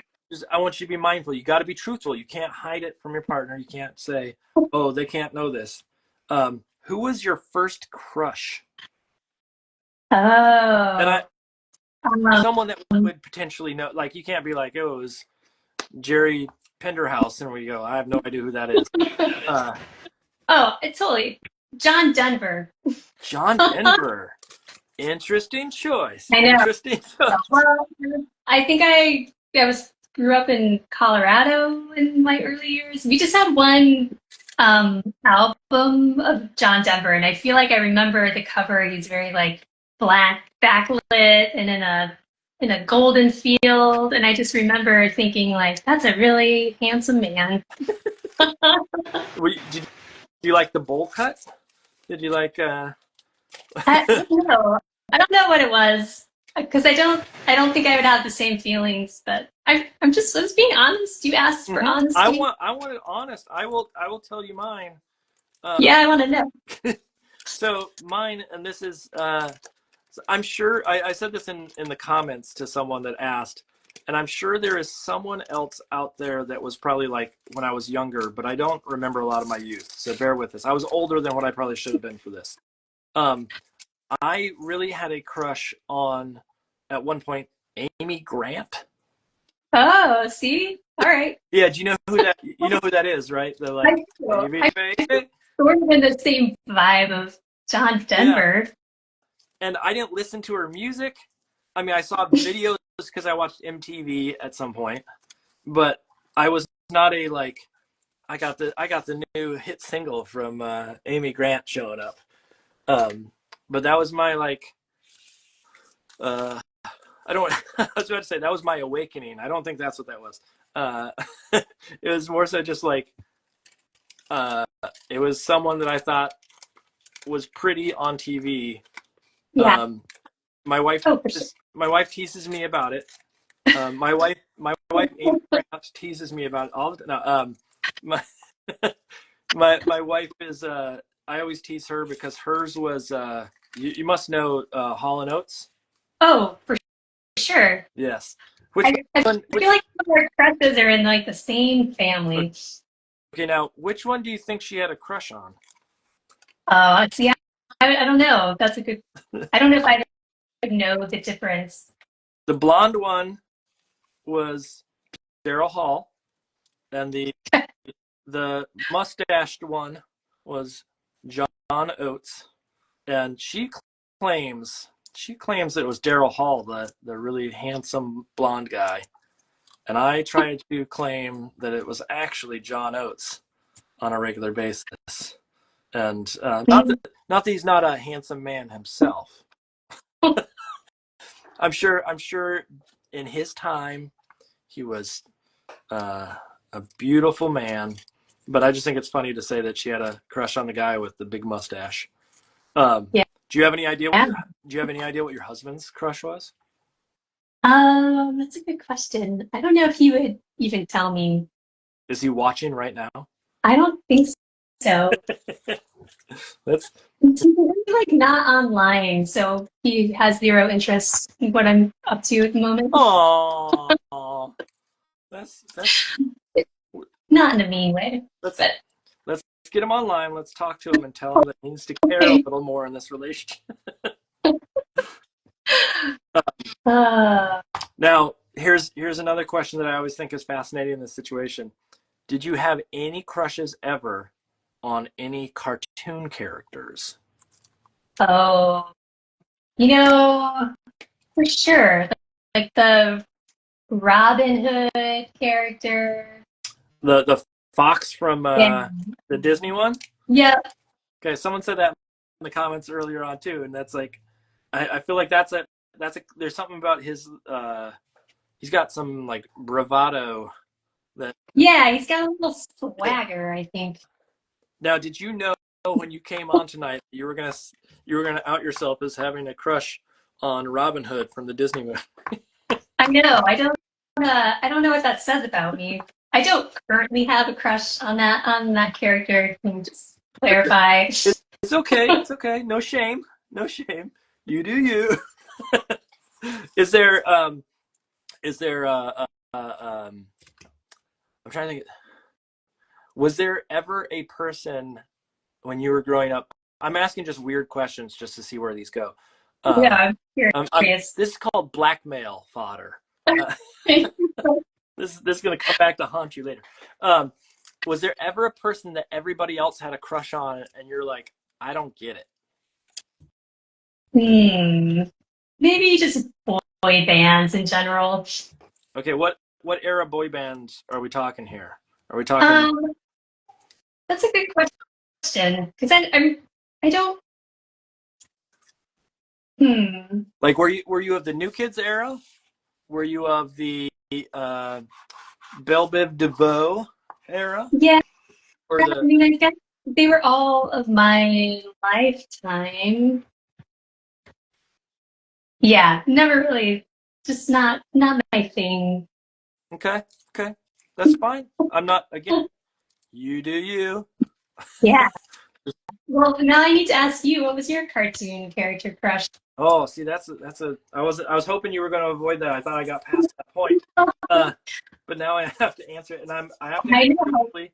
I'm trying to think of like, okay, this is going to be a weird callback, and I don't know if everybody's going to know this one, but here we go. I feel like probably Betty. I think it was Betty from the Flintstones. Oh, all right. Barney's wife, or Sure. the other one, not Wilma Flintstone. Yeah, not that. Whatever. Maybe what's Judy Jetson? So, yep, they're kind of the same. They even kind of look alike, don't they? Cartoon-wise, stylistically. Maybe I have a cartoon type. Sounds like it. And then the other one I would probably go towards, and this one, I don't even remember what they were like, but I remember thinking like, oh, these are supposed to be pretty ladies. Was Captain Caveman. There were ladies in the Captain Caveman cartoons. They were like his sidekicks or something. I'd have to go back. This is like me spitballing here and trying to figure out if this is actually a thing. But I feel like that was maybe something. So I could be wrong. There may have not been ladies in there, and like, who knows? Maybe I just like am envisioning something that is not factual of any sort. But okay, this is Mark Hoffman sharing corner, sharing too much corner. I know. Now I'm trying to think of what other revealing questions I can ask you. Oh, what's here we go. Because this is the kind of conversation that you have with people when you're like in a studio working, not necessarily like for some of the questions that we're going to ask or that we're going to go through on here are going to be these like, you know, stuff that we started out with. What's your career like? And then now we're getting into the real heart of it. What is the one bad movie that you absolutely love that no one else agrees with? Oh, that's a tough question. I'm gonna have to think about that one for a minute. Do you have one? I have seen, and I still think this movie is quite fabulous, but I'll give another one too. The movie Biodome. I don't even know that movie. Sounds terrible. It's a Pauly Shore movie. Oh, okay. Do you remember the Biosphere or no? What was Earth 2? It was a thing that was out in Arizona at one point in the like 90s. Yeah. Where it was self-contained, and then people accidentally like, or not. I think someone like purposely was sneaking out and letting it contaminate or whatever. Biodome is a play on that. Wherein Pauly Shore and Stephen Baldwin, top Academy Award winners. Stephen Baldwin. I might have to watch that one later. If you do, you need to report back to me and let me know how fabulous you actually thought. Because I'm telling you, I don't think there's any finer movie. No, I've seen that so many times as a joke that I like kind of actually like the movie in a freakish way. And then the other one that my wife and I just watched, and I think is actually a pretty, it's going to sound like an awful movie. Bear with me, because I think the cinematography and I think the production design was amazing, is a movie called Thunderpants. And oh, wow. I don't know that. Do you know who Rupert Grint is? Have you ever seen the Harry Potter films? Yeah, of course. Ron Weasley. Okay. All right. That's Rupert Grint. It was a movie he made right as the Harry Potter was starting, so he wasn't even really famous at the point. It's about a kid who farts horrible farts, and at one point he kills an opera singer and also launches a rocket into space with them. And it sounds like a horrible like kids movie, and in a way it is, but it's also really weird, and like the story goes everywhere. But then the best part is like the weird production design, and whoever the cinematographer was pretty darn smart in some of the shots that they chose. So all I'm saying is anybody who thinks that it's just a fart movie needs to back up and give it its time, its due. This is okay. So now you gotta have a clunker. No, I can't think of one right now.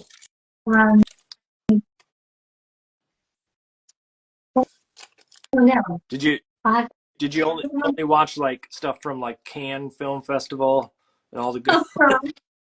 No, but it's funny. I feel like I don't really watch a lot of movies anymore. I just haven't really thought about. Okay, so it's not fresh in my mind. I might just have to pass on this question. What is your vice then?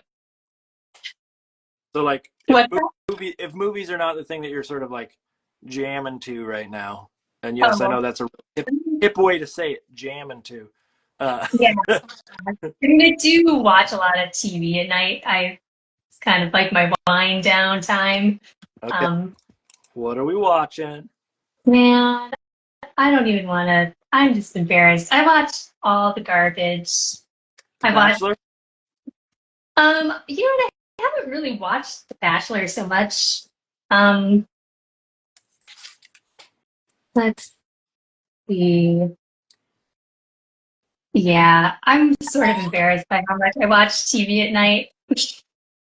My wife and I just started watching The Ultimatum, which is I don't know if you know what that one is, but it's the gist of it is a bunch of couples who are struggling to figure out whether they want to marry or not, break up and date other people from other marriages that are doing the same thing to see if they want to still get married at the end.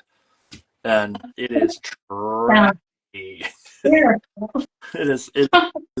It is bad and problematic, and we're And you're really loving it. yeah.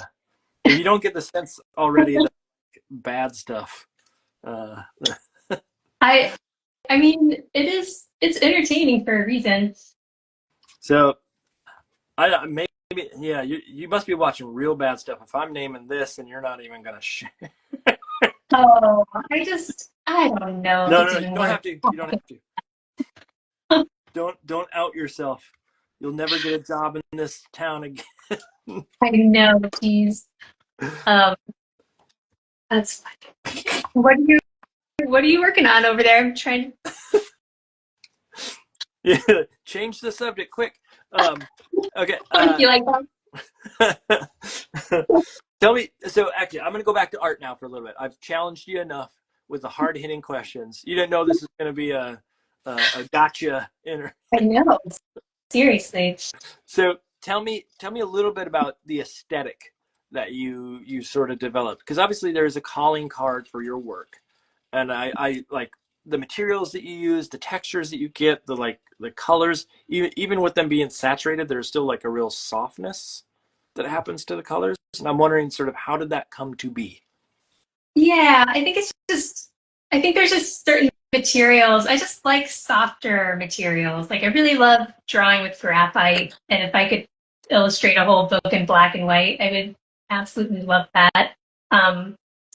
But I do feel like I try to paint in a way that kind of looks like my graphite textures. Like I like that as a challenge.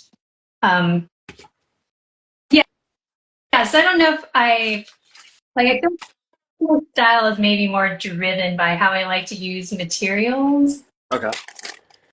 Do you with the like the paint, like looking at something like the best gift for bear, so it's just sitting here.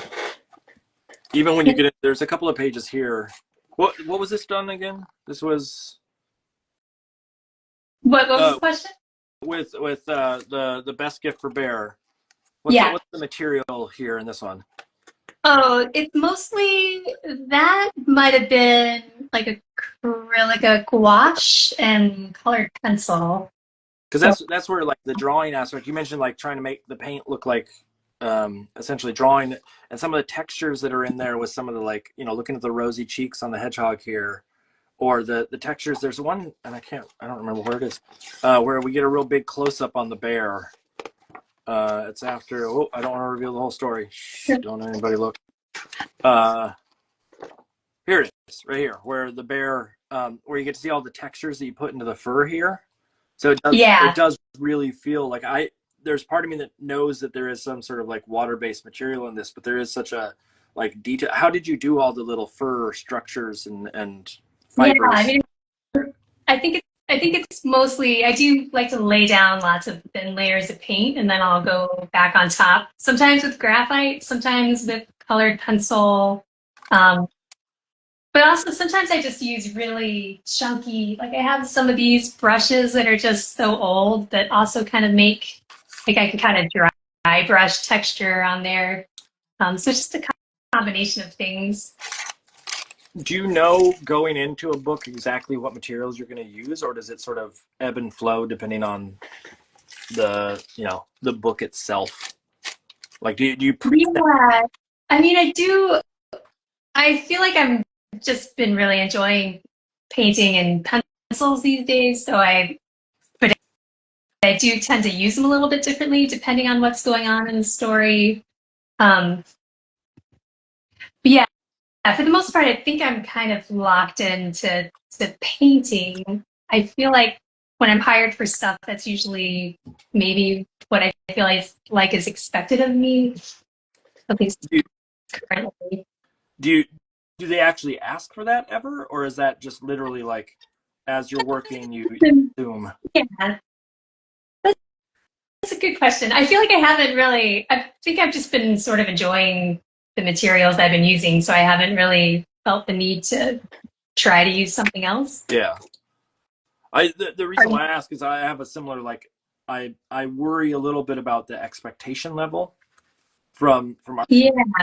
and like sort of how your portfolio looks versus what you want to do with the book, and like where you're allowed to change and manipulate based on your previous iterations and their expectations. Is there have you ever had any, just out of curiosity, I know that you say like that it's sort of not necessarily locked in, but you have a good direction that you know how to sort of manage on a regular basis.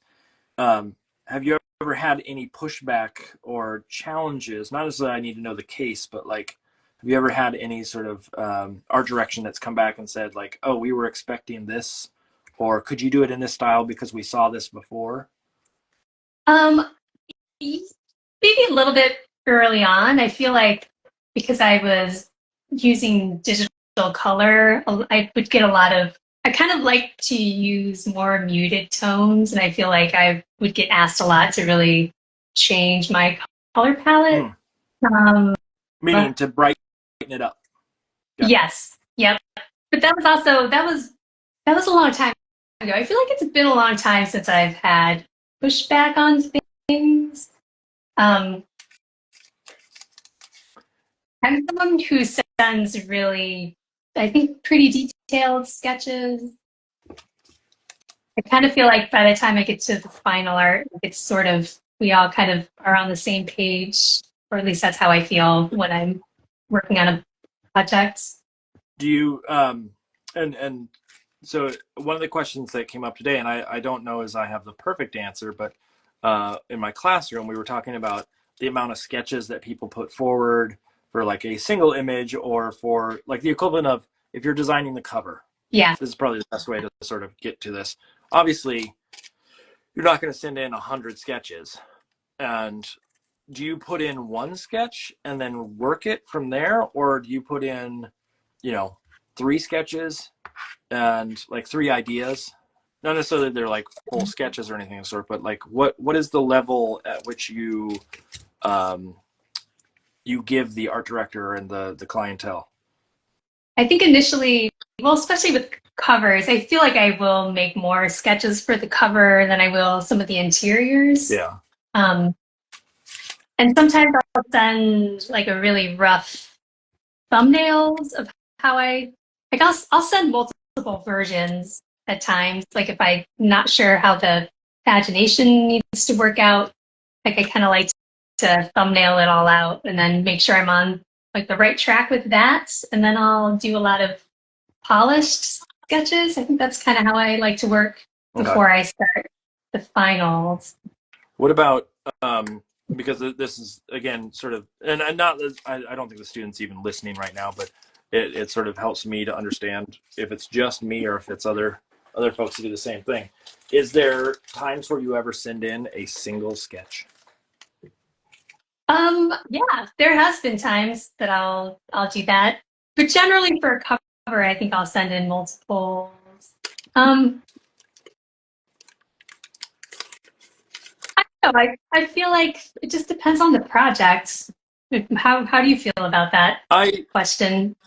I have every once in a while sent in a single sketch, but again, most of the stuff, like when it's a book, I send in a dummy book and then we tweak from there. So there's lots of like, can you change this, can't change that, and that's understood. But the in the editorial world, most of the time I would send in at a minimum 3 sketches. Yeah, But that's also a single image, not necessarily, uh, you know, what am I trying to say? It's not a dummy book. It doesn't have the complexity of pagination and all that kind of stuff that goes with it. And so right. sometimes that's, you spend an afternoon sketching the stuff out and then you're done. Whereas a children's book, the good luck trying to get it done in an afternoon situation. Um, it's one of those things where like the students that I have, I ask them how many sketches do they generally do, and almost Right. all of them said they do one. And I was trying to challenge them a little bit on that and say like, you might want to put forward more than one sketch to an art director. so that they have a either a say or they feel like they're part of the decision process. Yeah. But I didn't know if that was 100% true. That was part of me just sort of going, this is I what I think.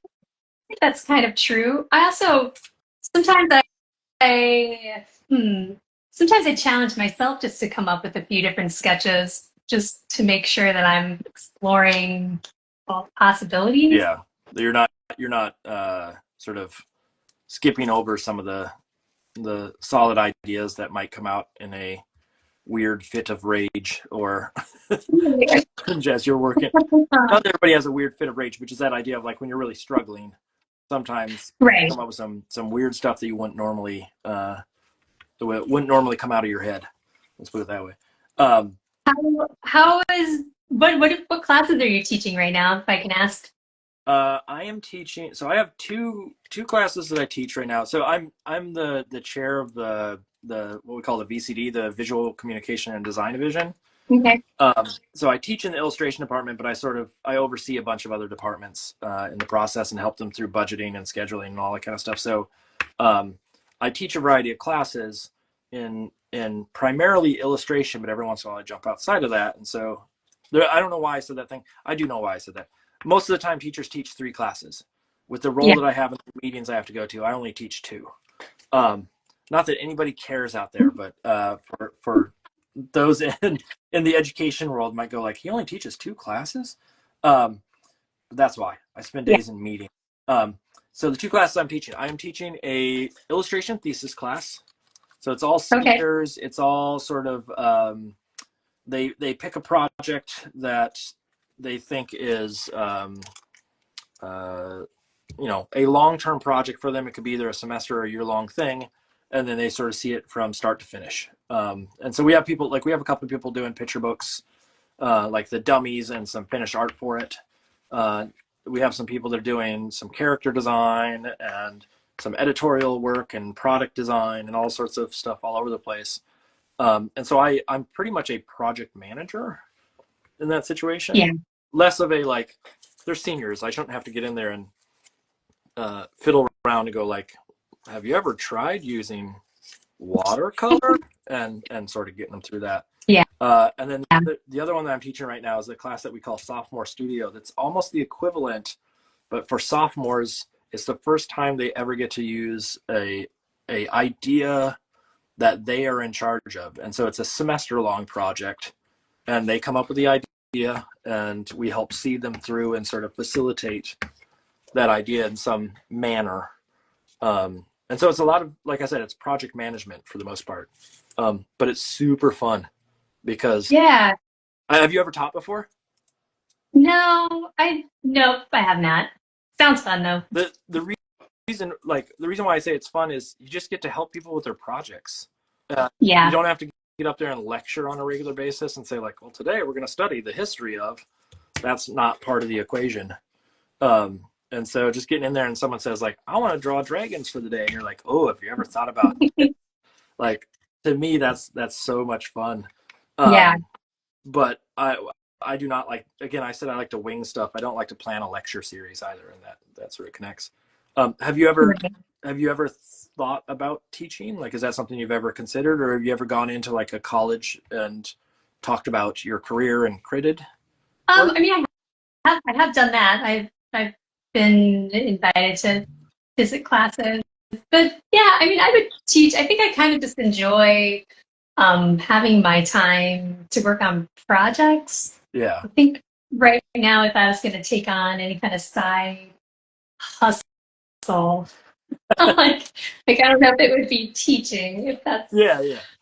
yeah, It's not for everybody. One of the reasons I ask in particular is just with the, like, one, it is a career that I have, but also there is a with the artists that roll through here on Doodle, so many of them are experts in their field. yeah. And then there's always this like, there's a lot of students out there who are like, oh, I would love to study with Jennifer Bell. Like, I get to finally talk to her and figure out exactly how she does this magic that she does. And so that's that, like, some people love that and want to harness it, and some people go, I don't want to be in front of a bunch of weirdos and talking to them all day. Uh, did you enjoy the experience, or was it a I really like talking to people. I just think if I'm gonna choose how I want to spend my time, I'd rather just be like in my studio making stuff. gotcha, gotcha? And so, like you, with did you, out of curiosity, and this is gonna this I'm not this I feel like this is like, ooh, it's gonna be gotcha journalism here again. Um, with coming on to Gab and Doodle, was it scary hopping on it? Um, I mean, besides the technical problems. besides the Let's, tech, a let's little ignore the bit. technical. Just because I don't honestly, I don't do many online things. I kind of, even over the pandemic, I wasn't so interested in having Zoom hangouts with people. I just don't really enjoy it. Um, Grateful I don't have to do it often for my Yeah. job, but Is there? yeah, it's a little scary doing something new, but you seem pretty nice. Until I start asking the hard questions. I That's when. know. That's when. Oh, it is time to ask the tough ones again. Here we go. All right. Okay. One food that you absolutely love and you could eat till the end of time, and then another food that you would like to get rid of off this planet that you don't think anyone should ever eat again. Man, that's tough. I love to eat, so I don't. It's hard to pick just one food. I'll give you the option. You can pick like a combo. So it can't be like, if you like tacos, I'm not expecting you to go like, I love tortilla shells. And you can have a full taco with things. Yeah. All right. It probably actually would be tacos. I think that would be pretty great. Yeah. I'll take that. Is there a good taco place up by you? Because Yeah. Minnesota's Yeah. known for its rich Tex-Mex scene. Yeah. It's interesting. I mean, there are places. I don't have a favorite place. Have you heard of Taco Bell? I have, yes. And then, what is a food that you absolutely despise? Oh, that definitely like mushy tomatoes. Like I like when they're fresh. I don't like watery, slimy tomatoes. So wait, okay, so mushy meaning like overly ripe tomatoes, or No, I think it's just a texture thing. I don't like when they're slimy and seedy. is there a certain type of tomato that you gravitate towards when you have to buy a tomato? Oh, I love those like big, fat heirloom Okay. tomatoes. I was gonna say, if you don't say heirloom, I'm gonna kick you off the Gab and Doodle right now. I mean, not all tomatoes are built the same, that's for sure. Yes, yeah. The heirloom tomatoes are the way to go. When my first book came out, I made well, I'll ask a follow up that relates to this. But when my first book came out, it was about or the first book I wrote rather was about a tomato in a fruit bowl called Fruit Bowl. There you go. And I made a bunch of promotional tomato seed packets for it. I think they were heirloom tomatoes, and we can never get them to grow well in my household. But that says more about us than the seeds themselves. But heirloom tomatoes are the star of the show. But the question for you is, when you started out, did you do lots of promotion for your work? Do you feel like that's, still at play now, or do you sort of like step back from that side of it? No, that's such a good question. I feel like I haven't quite seen what actually moves the needle on book sales. So I feel like I don't really invest too much time in book promotion.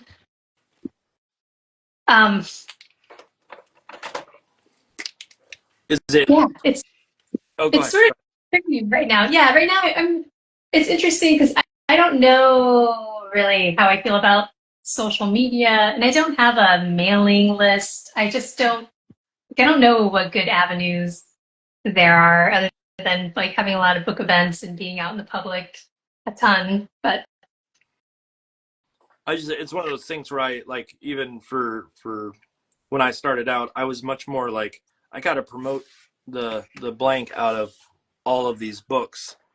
And I think because I was early, I was like, I'm just going to go all out. And now I'm to a point where it it happens, but it is not. I'm not going to spend a fortune trying to promote a book like I once did. yeah, Let's put it that way. And I remember someone yeah, said, like, I forget who it was that said they like started out and they spent thousands of dollars on their first book. It was at some conference, and I was like, I can't believe they spent that much money on it. Um, but of course, they were a lovely, famous author illustrator now, and so who am I to say?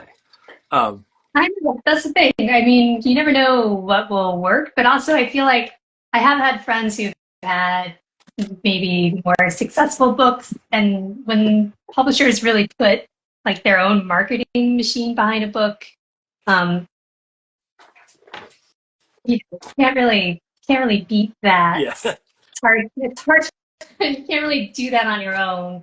Do the books that you're putting out now, like something like even the Sophie Mount, does that get a lot of backing from the publisher at this point, or is it sort of built its own what do I want to say, like its own reputation that it doesn't necessarily need to have someone fighting for it on a regular basis?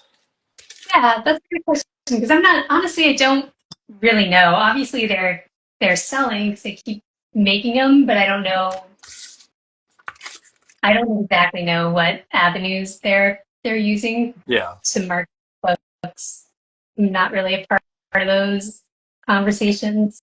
But The were you more with something like the book that you wrote? Is there more? Do you get more insight in that marketing in that book? for sure, yeah, I do think that's nice. That was my experience. Did you find that with your books too? Uh, yeah, I think so. Again, they were early on, so I don't think I really like knew what level to expect, and I probably didn't ask for enough help Yeah, early on, or or maybe I was just so naive and knew that, or green on their end, that they were like, we're not going to put a ton into this.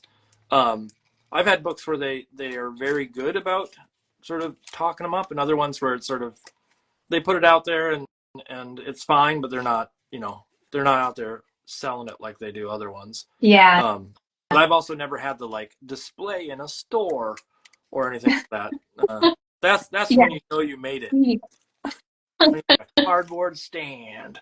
Uh, I forget what I they. mean, Oh, go ahead. oh, it is nice when someone else is putting money into it, I Yeah. guess.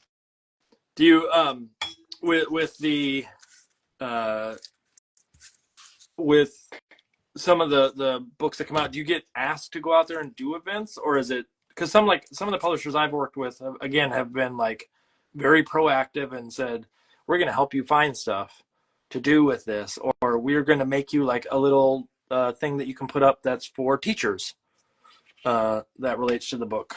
Yeah, um I mean, I feel like every press kind of does that differently.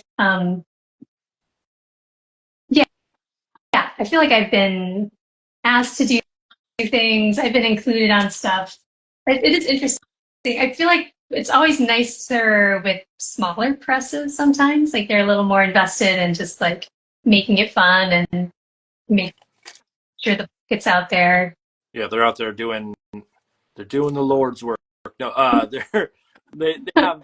I have found, because I've worked with a lot of smaller like independent publishers and things of the sort, that they may produce like 10 books a year total kind of situation. There's maybe a little bit more investment on every book just because they don't have a huge catalog that they're trying to pump out every year. Um, Yeah, yeah. so tell me a little bit about sort of your take on the industry itself, and sort of like, where do you see it going? Where do you what do you think the new trends are in the way of, and Mhm. not necessarily like that you need to know like, oh, this publisher just did this and whatnot, but sort of like, if you were if you were looking at your work and sort of the reaction to it, or people's perception of um, the sort of the folks that you crit with or anything of that sort, do you think there is some sort of like thing that is happening that people should be knowledgeable about?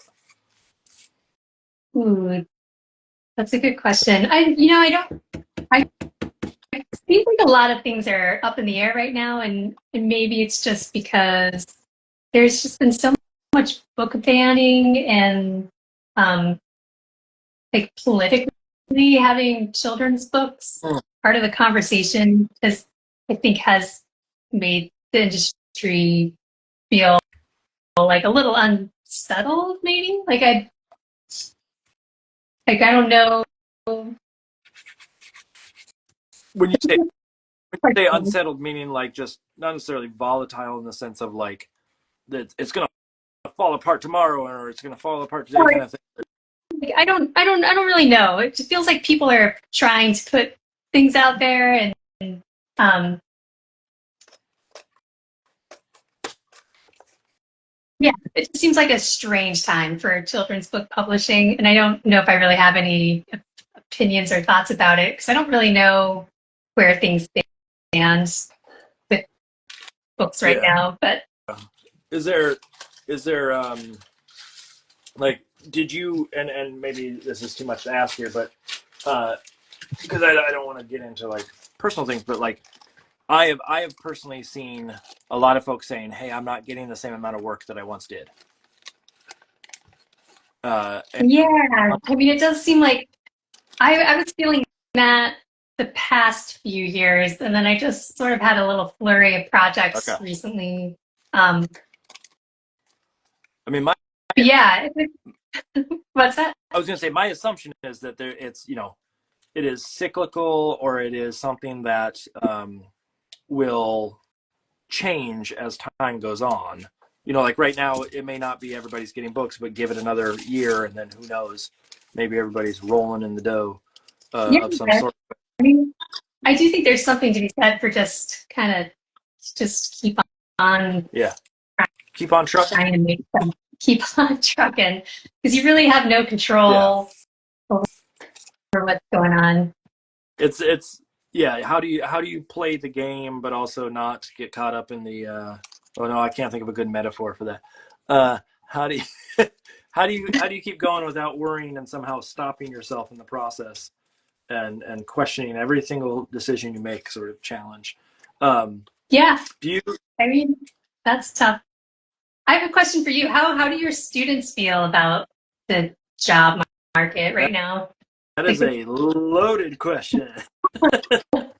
That is actually a very tough question for a lot of them right now, just because of AI and yeah, the market is depending on what they're going into. There's a lot of sort of flooded stuff. So like a lot of students that we have end up wanting to do concept art or visual development for games or movies and things of that sort, which there is work out there for it, but it's also that is not generally a entry level position. And right. so there's lots of questions about sort of like, okay, well, how do you manage to get into those kind of industries later, or how do you sort of put together some of your your portfolio to give you an advantage to be able to make ends meet while you work towards that. And then on top of that, there's um, that AI question of sort of what are companies going to do. Yeah, And I try to tell them a lot of times that like, and I know there's more than just like just make great art, because that sort of ignores the question of how AI is going to affect things. But I also know that if you get caught up in it too much, you might stifle yourself and not make anything. Uh, right. so that is a challenge, and it is changing on a sort of it. I feel like the expectation of what a job is going to be and what illustration is going to look like when they get out of school has dramatically changed in the last, I don't know, I'm going to say 3-4 years, somewhere in that range. And so there's a lot of like trying to not necessarily handhold people through it, but talk people down when they're overly worried about what their next step is. Yeah. Do you have kids? You know, I had a son. He died of cancer in Oh no, 2016. Um, sorry, I didn't mean to. I didn't mean to. no, it's okay. I didn't know. I always kind of dread that question because I don't want to change the tone of the conversation. But so yeah, I mean, I've been a parent, so I The the reason I was asking, or the reason why I was sort of questioning that is just the idea of like the perception of a sort of when you have kids, their expectation level, and like my son's only 11 at this point, and he hasn't really like he understands that at some point he's probably going to have a job, right. but outside of that, like what the job market's going to look like in I don't know. I'm gonna guess. What is it? 11. So imagine another 11 years before he's like, if he goes to college. It's too hard to predict at this point where that's gonna go. Yeah, And so seriously. that idea of like, how do you talk to the youngins, even outside of the college age, about sort of like uh, managing expectations? Yeah. Yeah. Is there Yeah. industries within the or not necessarily industries, but are there things within the kidlit world that you still feel like you need to try or to sample with the intention that somehow it is you know potentially still a calling for you outside of like whether it be materials or subject matter? I ask some people like what's their dream book or how do they measure success? Are there some like goals that you have for your career going Yeah. forward? Um, I think I just would like to keep writing a little bit. I'd like to try to figure out how to get another book out there. I know we were talking about graphic novels. I did have like a graphic novel I was working on earlier this year. And yeah, I just keep putting it aside because it's so much work and I'm not sure I want to commit to it. Um, Yeah. How hard do you want to take that leap of faith? I know it's tricky because I think it could be fun. Is it when you say a graphic novel, the first question that pops in my head is sort of like not necessarily what is the graphic novel about, but because of my fear of sort of commitment on something like that, what kind of length of a graphic novel are you working on actually? So like, because there's a difference between like 100-page graphic novel and then a tome that's like 600 pages Oh, of pure sure. dread. Yeah. No, and I think maybe just because I work on so many those Sophie Mouse books, like I'm really familiar with that. Like it would be an early reader, Okay. I think. So fewer illustrations than a giant graphic novel. So yeah, I don't know. It's something I keep chipping away on. It's been like the easiest to write project that I've attempted to work on. Why? You know what? Because I thought it would be tricky, but also because it's just dialogue and so much of you know, the who, what, where, and why can be drawn. Okay. So I feel like the storytelling can really be more visual, or at least the way that I've been working on it. It's one of those things like I've never taken script writing, and I know sometimes script writing can be or writing for comics essentially falls into that ballpark of script writing in a way. If that's the method that you so choose, and to me, that always feels like there's so many options, and sort of hearing what you're saying is also like helping in the sense that like the idea of there are it's the show it don't say it sort of Right. scenario, but I always think like, oh, well, do I do 4 panels or do I do 6 panels or do I have 8 panels or like I feel like there's so many options, so like that always scares me as well to I a point know. where I think I think I like the weird puzzle of it, actually. I'm beginning to realize that I really like a good visual puzzle. Like I like to make patterns. I just like to see how different components can fit together. So I like that. Is the graphic novel, when you say sort of pattern, so one of the questions that I've sort of asked myself in the past is, if I were going to do something like that, how complex is it going to be? Like the equivalent of, you said for that sort of age range of the like Sophie Mouse, that, Right. younger audience, but there's also a difference between a real like if we look at something like Narwhal and Jellyfish, it's a young audience. There's maybe 2 or 3 panels per page kind of situation, and then there's the person who does 18 panels on a page, and they're all interconnected and woven, and you can read it 15 different ways. And Right. I'm wondering sort of like, where does that land for you when you say that Sophie Mouse range, because that could be a very complex or not. Is there a vision for the graphic novel that you see for that?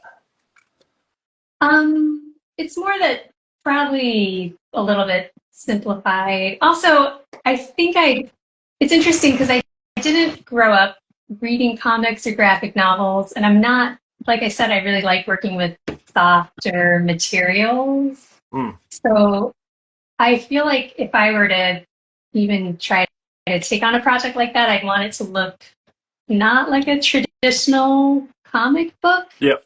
Yeah. Um, Well, that's there's a point, because I do collage. There's a point where I was looking at, because I have an idea for a graphic novel early chapter book that I think is actually a pretty solid idea. yeah. Like, at least the seedling for what could grow into something that's really robust.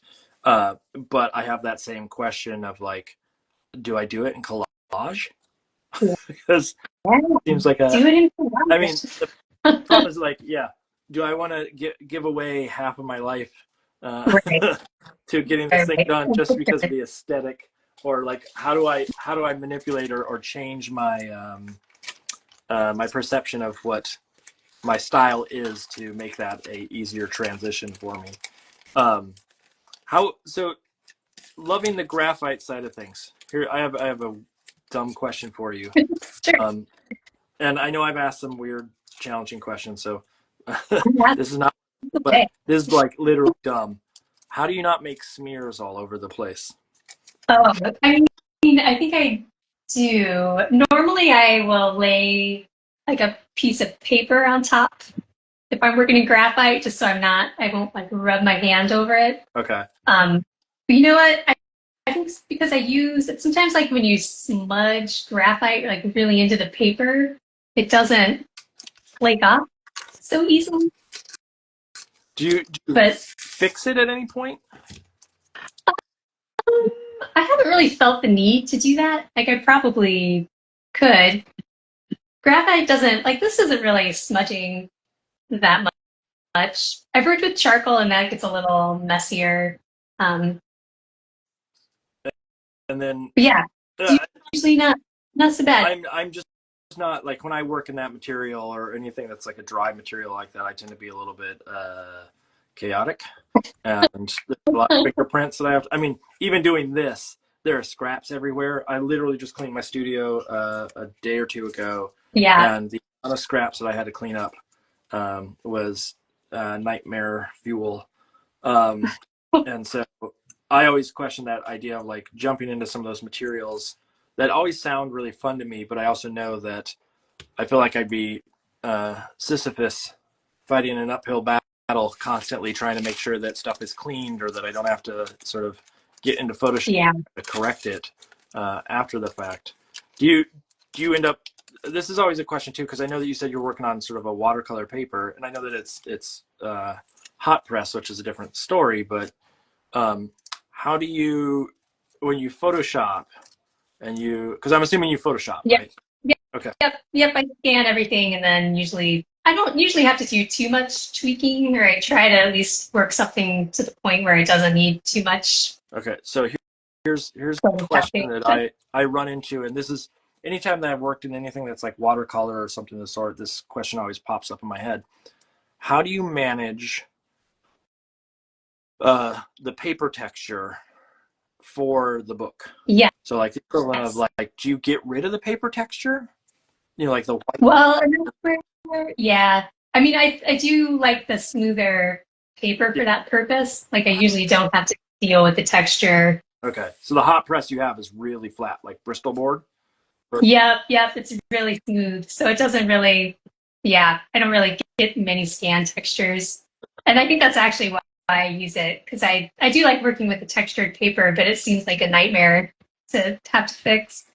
How do you have to do a lot of photoshopping? Do you scan I your finished pieces? I scan everything, but what I end up fixing is not necessarily like, and this is that question of like, sometimes I actually put a colored background down like I did today, so I don't. Yeah. There, it sort of is a the safety net for me in the sense that if the texture is irregular or if I make a little smudge on the side, most people won't even notice it because it is, you know, you don't see it in the hidden textures that are there or things of that sort. But Yeah. most of the photo correction and stuff I do um, is not super details. It's literally just getting rid of like, oh, there's a little something that stuck to the glue, or there's a little, you know, um, bristle from a brush, and that's Yeah. about it. I mean, maybe some color correction, admittedly, some color correction, but not a ton of tweaking. Just because I don't want, and I don't know how you feel about this. Maybe you're sort of in the same ballpark, but I like the original to be sort of the piece. Yeah. That's kind of where I am too. I kind of like having it, but I do find that sometimes I'll have to like rework an area and re-Photoshop that together. But yeah, yeah, it's nice when it all comes together and you can kind of scan it as one piece. Do you sell any of your artwork? Um, no, I have sort of tried here and there. I've never had luck with online stores, but I'm also not very good at marketing that. Um, So like yeah, even the books, like you don't ever like package it up and say to someone to buy the full, you know, body of the book. Of any, I no, never. I know. I just have it sitting around. What about Yeah, you? I mean, I had someone tell me, and I've been doing it ever since, but I have not actually sold stuff. But that idea of like, there may be a collector out there somewhere who wants to buy the entirety of the book, not just necessarily a single painting. Mm, Uh, and so I've saved all of them, but they are cumbersome, and yeah, there's you know I know. it I takes up a lot know. of space. There are spaces. I mean, there's the Curlin Library in Minneapolis. Like there, you can donate your work there if you want it to be in a Yeah. library. And actually, if you ever come to town, it's a pretty cool place. You can just look at whatever's in their archive. Um, no, I don't really know what to do with the finished pieces, honestly. The, But I do like knowing that you could sell them at some point. I mean, someone said that, and then of course I've never sold a single thing, so I've been saving this. I don't know if it was like, let's play a practical joke on Mark and tell him he should save all this stuff, and then my flat files are crowded with, Yeah. with all this stuff. Do you? So how do you store? And this is one of those questions for the folks out there listening, because I'm not sure everybody does it the same. But how do you store your work? Because obviously you don't just throw it in a pile and go good luck. No, that stuff, everything's in bins. I have a big closet. My office is a little bedroom, so the whole closet is just full of bins of stuff. Um, yeah, I'm kind of ready to purge some of it. So Would we'll see. I don't know. If anybody is watching tonight and is really interested in buying one, would you sell it? If they wrote you and said, I love this piece, would you go thousands of dollars and go, it's yours for a new car? Sure, I can use a new car. You, one of the other questions that I tend to ask in class, but I don't ask on here at all. But and I'm wondering sort of your take on this. But how do you, not necessarily like I need a price, but how do you value your art?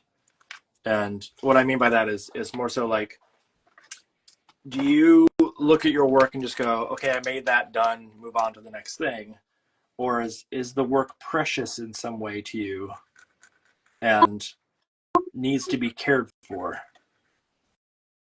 I do feel a little precious about certain things. Like it's hard for me to just give things away.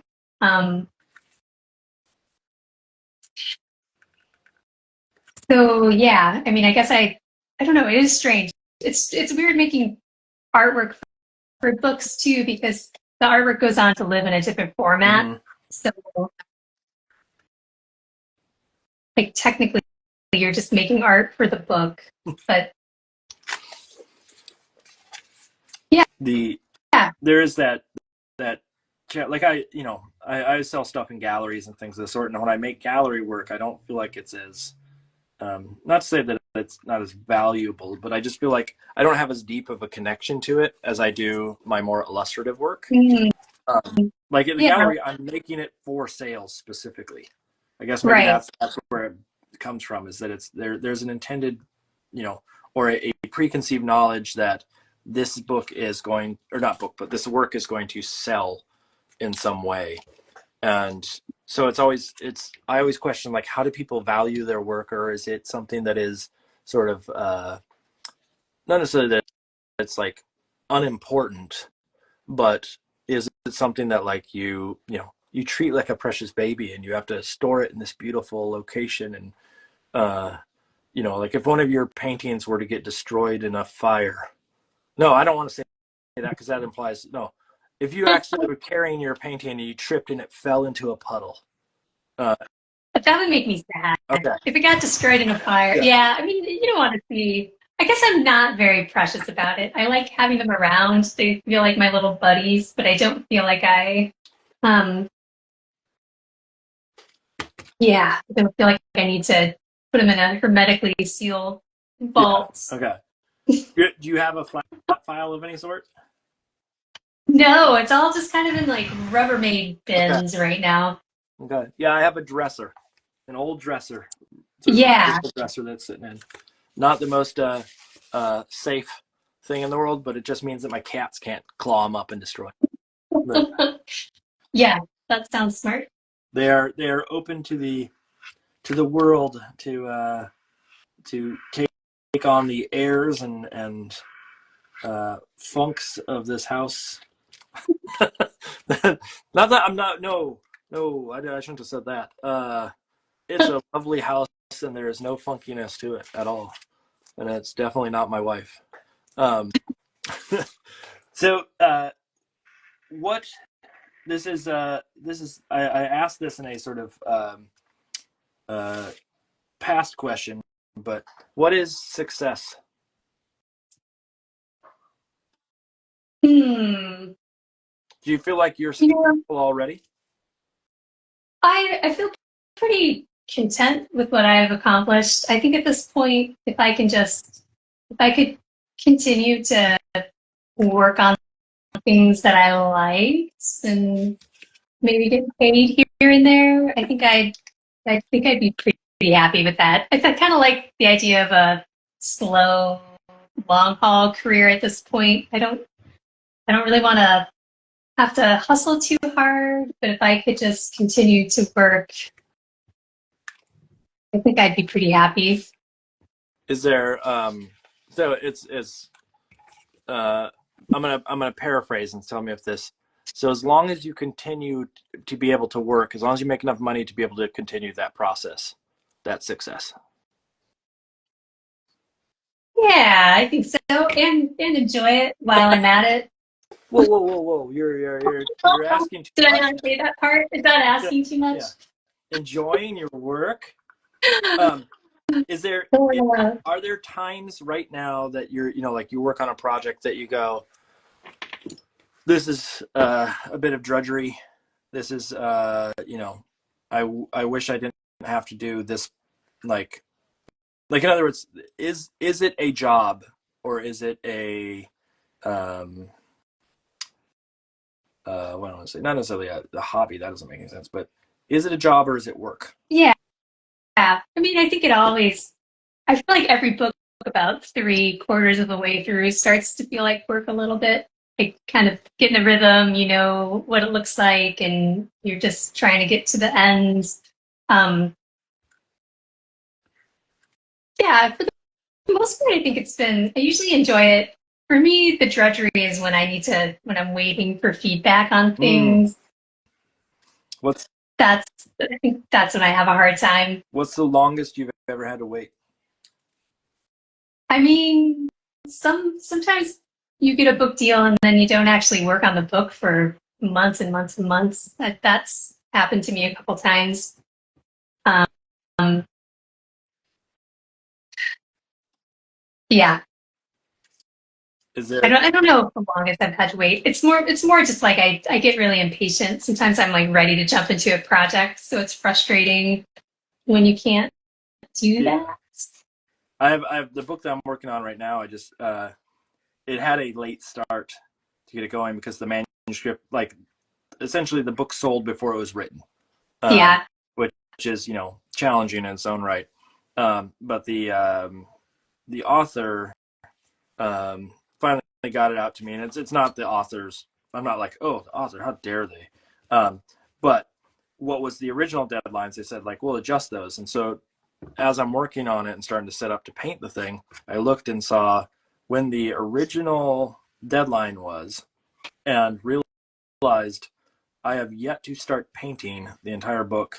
And technically, if I yeah. were to go with the original deadline, it would be all due.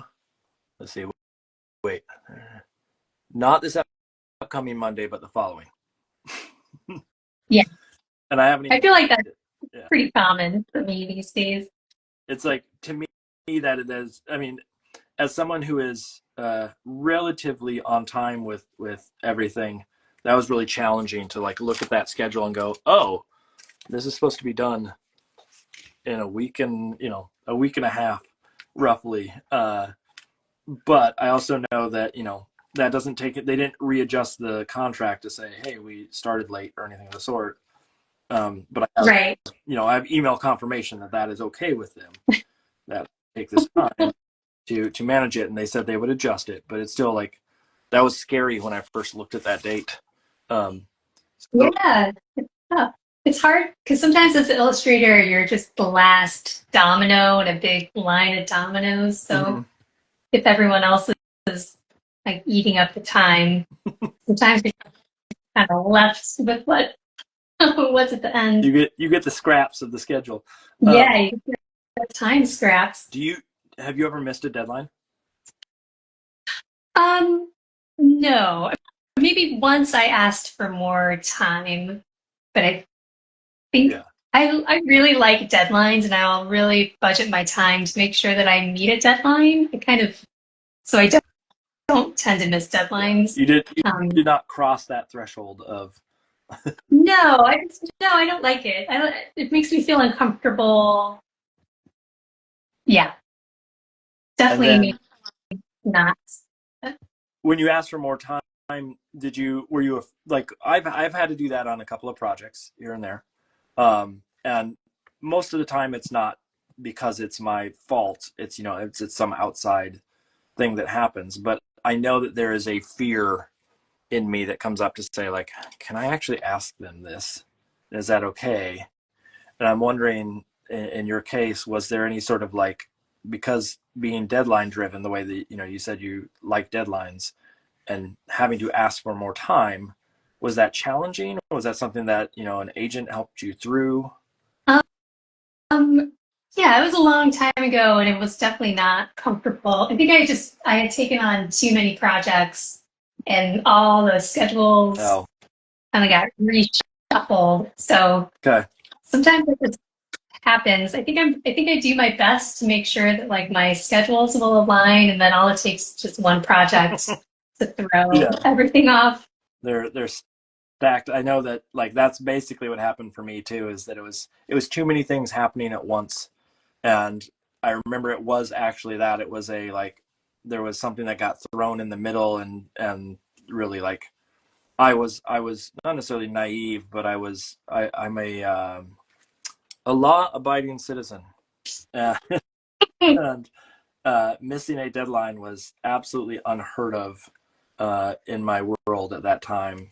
And so I also didn't know that they build in a lot of extra time for, you know, stuff to come in late or things of that sort. And so my initial reaction was I was asking for like a couple of days, and they gave me a month.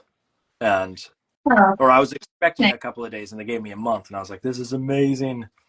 I felt so good when they did that. um, is there in working on the books that you've worked on, is there a methodology to um, how you go about picking what to work on first, what you pick to work on second? Uh, you know, the equivalent of when I work on a book, I I just did it the other day with mapping out everything that I have to paint. Is I actually broke it apart into uh, what do I want to say, like segments. These 3 pages I should illustrate at the same time versus these other ones, because of, you know, it has this character, or it's a, like in one of them it's there's a lot of setting that's outside or like snow, Yeah. and so I want to make sure that I when I'm painting the snow it's consistent. And so I've sort of learned to do that with my own work and these projects. And I'm wondering, is there a system that you work with that has become like, oh, this is the way that I operate because it makes my life easier? Yeah. Yeah. I mean, I do think I do similar things to that. Like I'll group things by like color palettes. So there are certain scenes that are happening during the day compared to night scenes. Like I'll try to do those around the same time. Um, but then sometimes I have no system whatsoever and I just do whatever page I'm in the mood to work on. Do you wait? Okay. Starting out though, when you started out in the industry, did you run in? Because I had this problem big time when I started out. Uh, I started with the most fun and exciting page because Mm, ooh, this is going to be exciting. I have an idea for it. And then, of course, I come to regret the last page because it's the most difficult one that I put off because I had no idea how to manage it. Um, did, yeah. did you fall prey to that as well? I have, yes, for sure. And I still probably do that. But sometimes you kind of have to, sometimes you want to be energized. So sometimes it's best to do the picture you're most excited about at the Yeah. beginning, just so that you feel good about the project. Um, Get your spirits up before you crush it later. Uh, oh, seriously, you kind of gotta just be like, yeah, I got this. Like that's important. That feeling. It's interesting with all those Sophie Mouth books because it's such a, I think those books have like 90 illustrations on average, so that requires a little more planning on my ends. But for those books, I'll try to get all the small, simple ones out of the way, just like cut the numbers down as quickly as yeah. possible. Um, Is it with those? I mean, that how many illustrations generally per book on that? Like, what's the standard sort of number for you on something like that? well, for the chapter books, Yeah. for the um, yeah, like really 90 Oh, illustrations a I'm book. sorry. Is that I missed. Did you say 94 and I just missed it? Okay. no? Yeah, I did say 90 before, but it's okay. Yeah, um, yeah, it's a lot. So it's that those books I really need to just like break down my days and make sure that I'm like I kind of have to I have quotas for what I need to get done. Um, How many, like, and this is probably getting a lot into the weeds for folks, but if it's 90 and you have a certain amount of time frame, how many pages do you generally like? What's the time frame for you to actually get a page done? Let's put it that way. I try to average. Well, once I get all the little ones out of the way, then I try to do at least like 3 to 4 a Woo. day. Which, Okay. yeah, it's a lot. And honestly, they're hard books to work on. But I think I've gotten such a rhythm that I can get through it kind of quickly. Um, so yeah, they're long. It's a long working day working on those books. And then what's when you say, okay, so here's this is all leading into other questions that I have, because some of this is, you know, obviously for folks out there that are like starting and interested in jumping into this industry, but some of this is purely for me. Uh, and the question is time frame. are you a morning? Are you a night? Where does working fall for you? Oh man. I tend to stay up really late, so I'm not an early morning person, but I also don't like work at night. I kind of need like 9 a.m. I like a morning chunk, I like an afternoon chunk, and then I kind of like an early evening chunk. And I think that's just how I break my day up. Okay. And then, What what about you? Are you up early? oh God. Yes. My son just started middle school, and it jumped from like he had to be at school at 9 o'clock in the morning to now he has to be at school at 7:20 in the Oh, that's not and so nice like for middle school. yeah, we used to get up at 6:30 and then we could, roll out to the bus around 8:30, that kind of thing. Like we had time. Now we get up at 5:30 in the morning and have to be heading out to the bus by like 6:50, something like that. And so like yeah, my mornings start at 5:30 now, and it's absolutely exhausting and challenging to sort of deal with that time frame. But Yeah. the challenge is I also like, because I teach and whatnot, depending on the day, like tonight is Gavin Doodle night. Thursday nights are always Gavin Doodle night. But next Tuesday, I'm going to teach during the day, and then I'm going to probably stay and work on deadlines until midnight, uh, and have meetings potentially the next day. Or there's a lot of like dumb little variables like that sort of just eat into the time, Yeah. that I wish was not that manner, but I don't really have a choice.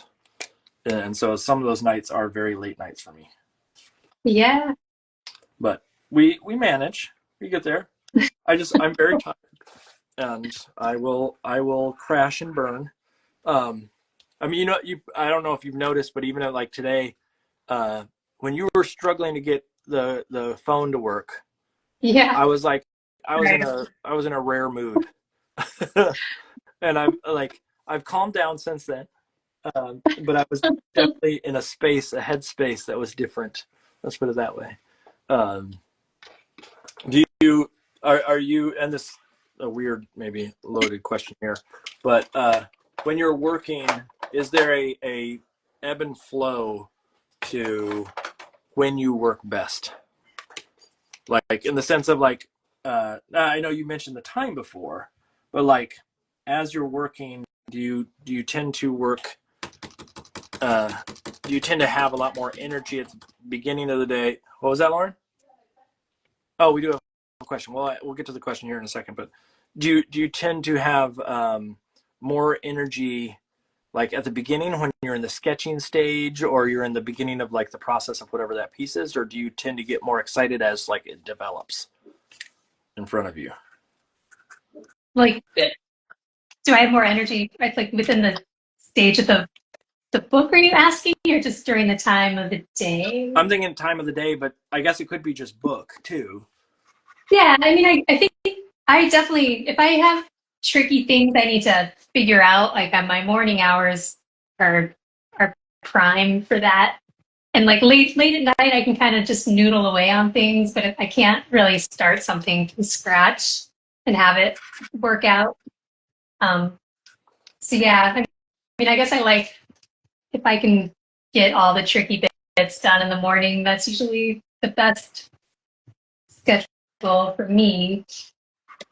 The challenge that I mean, I don't know about you. Like tonight, you had a fairly thorough sketch, and you sort of knew exactly. Well, not I don't know if you knew exactly where I was going, but I do know that the way that you sort of work is you have to have a very clear, defined concept of what you want to get from it, Yeah. um, when you start, and then I live in this world where like my sketch doesn't look like my finish, uh, of any sort, when I'm doing these sort of pieces for myself.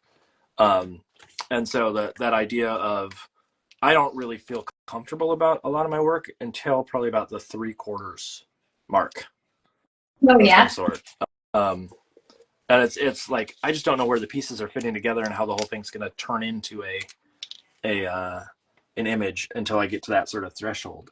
Um, do you? Oh, let me get to this question. My wife said there was a here for us. So I want to make sure that we answer. So Teacher Marin asks, how are double page spreads handled? One larger piece or two separate pieces that have to match up? And this is especially a good question for, like, I do generally a 2-page thing. It gets big and it can take up my whole desk sometimes, but that way I know that it connects and I don't have to fight it. But I'm wondering, because you're dealing with watercolor paper and things of that sort, sometimes that is much more expensive to buy in large sheets. Oh yeah, I mean, I do a full painting, but I also feel like I don't. Sometimes I work a little bit smaller than the scale of a project, so like the size has never been an issue. I also, my scanner can only scan like 17 inches max, so I think I try to, like, that's usually just like my Your limit. size You straight. got Yeah, a big scanner, huh? I What do have a scanner. It comes in handy. Epson? Yes, it's an Epson. I have an Epson scanner, and then I have a Canon printer. Smart. That's actually super Yeah, smart. I don't like my Epson as a printer, but it's a great scanner. Wait, is your scanner a scanner and printer? Yeah, it is. I've had it forever, and I'm really hoping it lasts a little bit longer. But it's Um, yeah, a it's a 17 inch. scanner. Yeah, and it's huge. It's gigantic.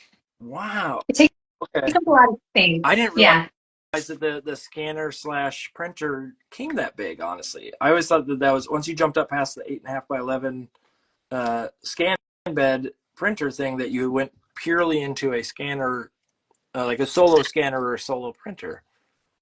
Yeah, no, I mean, it's like the size of a little cabinet, so it's huge. Yeah, I think I've had it for maybe almost 20 years, so fingers crossed. It's Keeps, out of curiosity, and you don't have to say what the number is, but I'm just wondering, because I've looked into buying a big Epson scanner, like a big 11 by 17 scanner, yeah, and you jump from like a $300 scanner for an 8.5 by 11 all of a sudden up to a, you know, $1,400 11 by 17 or up there. Was it a hefty price on it? no, no, and I've had it for so long. I really think I got a good deal on it years ago. But years ago, it might have been like $400, if I Okay. remember. Okay. Yeah. No, That, it's been fine. I feel like I don't know if those big expensive scanners are worth it. well, that's like the scanner I have is an 8.5 by 11, and people always say, like, well, how do you scan these giant pieces? And it's, you just scan them in pieces. It's not super complicated, and Photoshop can put them together relatively easily. So it's not a huge Yeah. price, but that's I've always thought about getting a bigger scanner just because of the ease of just not having to scan so many pieces. Right. The someone actually asked, and I don't know 100% the answer, but do either of you know if Staples or FedEx is any good at scanning large images? And Um, yeah, have you ever had you know, anybody else scan? no, I know there's some independent places in my town that'll do it, but I don't know if the big places. That's a good question. I don't even. Yeah. I feel yeah, I like scanning my own. It's nice to have control Yes. of the color.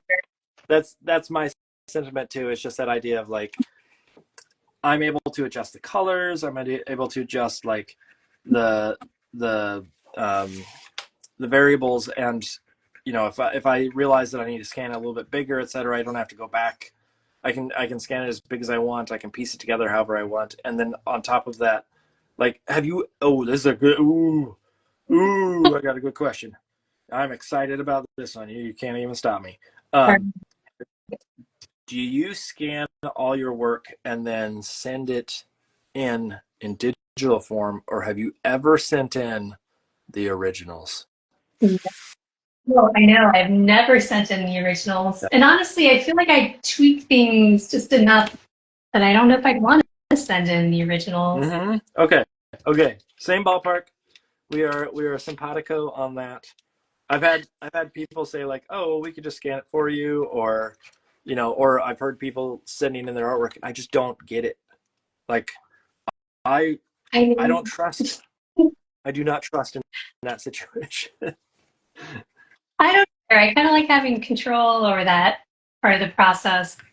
Plus, there's always something that I end up adjusting somehow.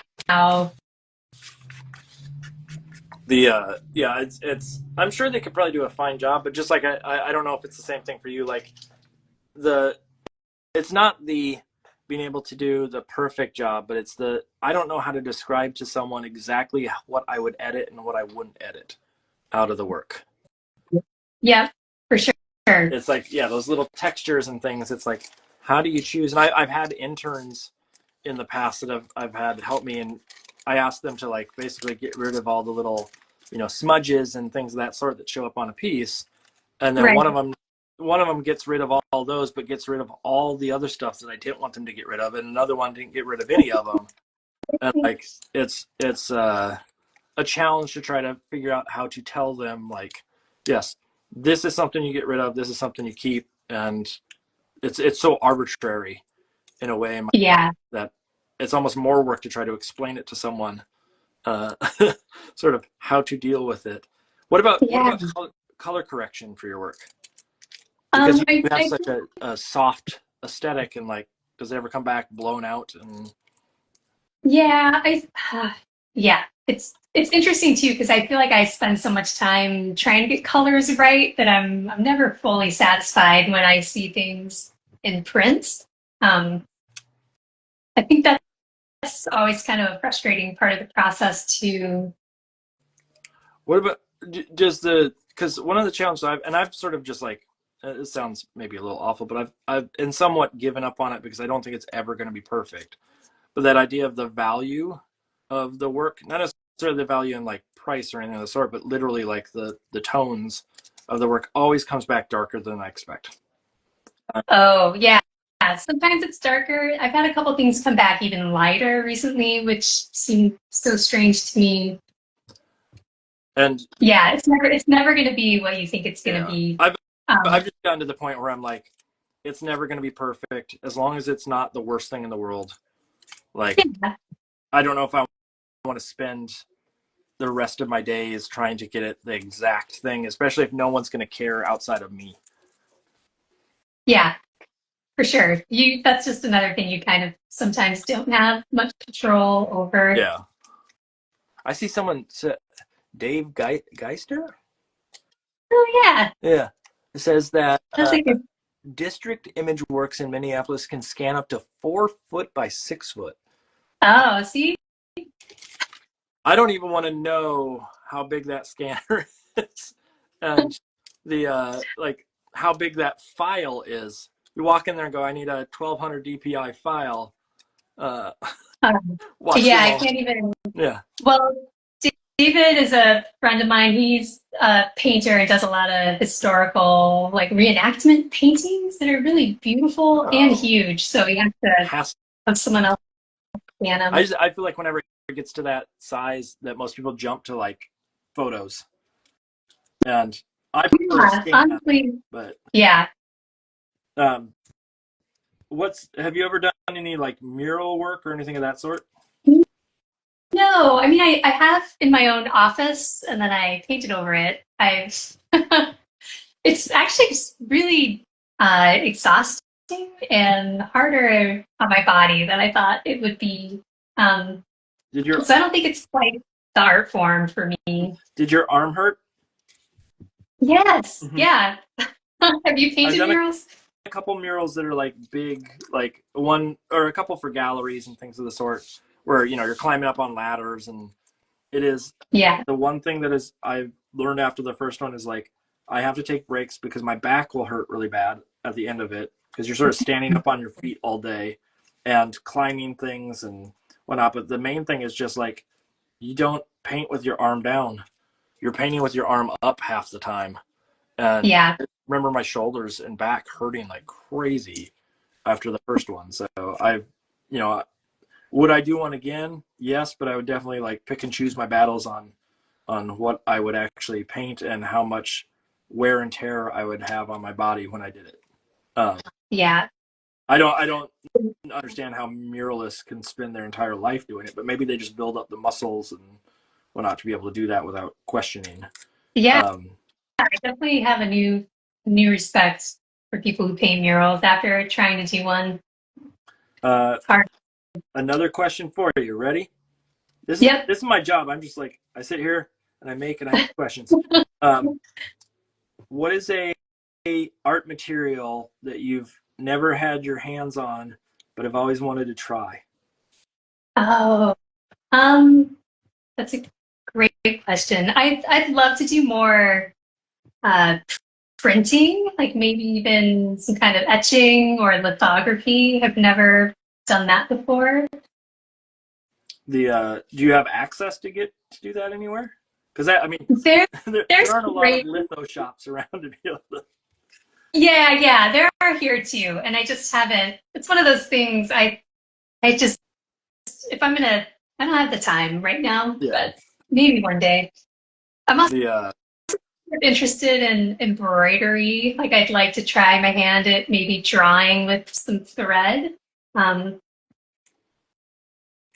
What about, have you ever, and when you mentioned the embroidery, like one of the things that I could see with your work, especially if you ever wanted to sell, was like your work would sell very well on products that are obviously you have the background with like Target and Menards and stuff like that, but that idea of like fabric based, like I think your images would really read well on fabric. Have you ever considered printing your work um, instead yeah, I of mean, I based? actually, I kind of have a little secret side portfolio going of patterns right now. Oh, Um, and it's just been very fun, sort of something that I enjoy to do, but I don't quite know what to do with them yet. And if anything, it's kind of nice just to have a little side project. But when you say secret though, does that mean like it's some like account out there or some like folder that no one knows about, or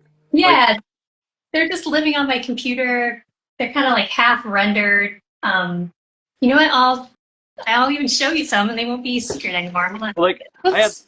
Lisk Fang on not that long ago, and she said that she like does little miniature characters, and I forget exactly what it like what the full capacity of it was, but under a different name online. And so, yeah, Oh, really? it was like this whole secret life that sort of popped up in our conversation. I was like, oh, that's exciting, and I have a feeling that like I could find it if I really hunted Yeah. for it. But also, like, there's something fun about like this secret entity that's out there that I don't know about. No, I haven't really posted anything. I've just been working on more elements, like mostly in pencil that I've just been photoshopping and then making into Yeah. patterns. So, um, Oh, those are beautiful. yeah, I just feel like it's sort of a fun, I kind of like just working in black and white and then I just color them in Photoshop. It's been satisfying, but Oh, the, you need wallpaper. yeah, I know, it'd be kind of fun. You can use spoon flour and you can make wallpaper out of them. I know, I've been thinking about it, Uh, but Amiko Rainbow says I could see your stuff on ceramics like tea sets or dishes too. Yeah, I could. oh, right. I'm just saying there's so many options. I know, that's true. And And hi, Rico, that's another friend from town that I know. this is all your friends are turning out to I guess root you on. so. Yeah, I Now, can't really. I have to tell you, I think I'm running out of steam. I kind of filled my okay, page here. I was gonna say real quick, all the people that tuned in for you potentially did not hear who your cartoon crush was, or feel free if you want to just say it again, just so that You know what? I think that's okay. I'm sure it'll all be recorded. They can go back and learn all the I details. I thought Marvin the Martian was a weird choice, but you know.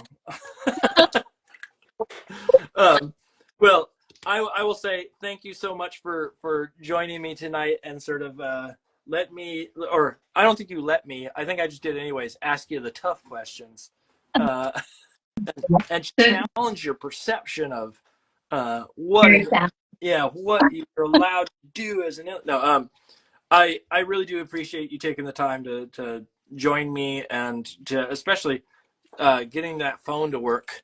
I know, I'm so sorry, and No, thanks for letting me come don't in late.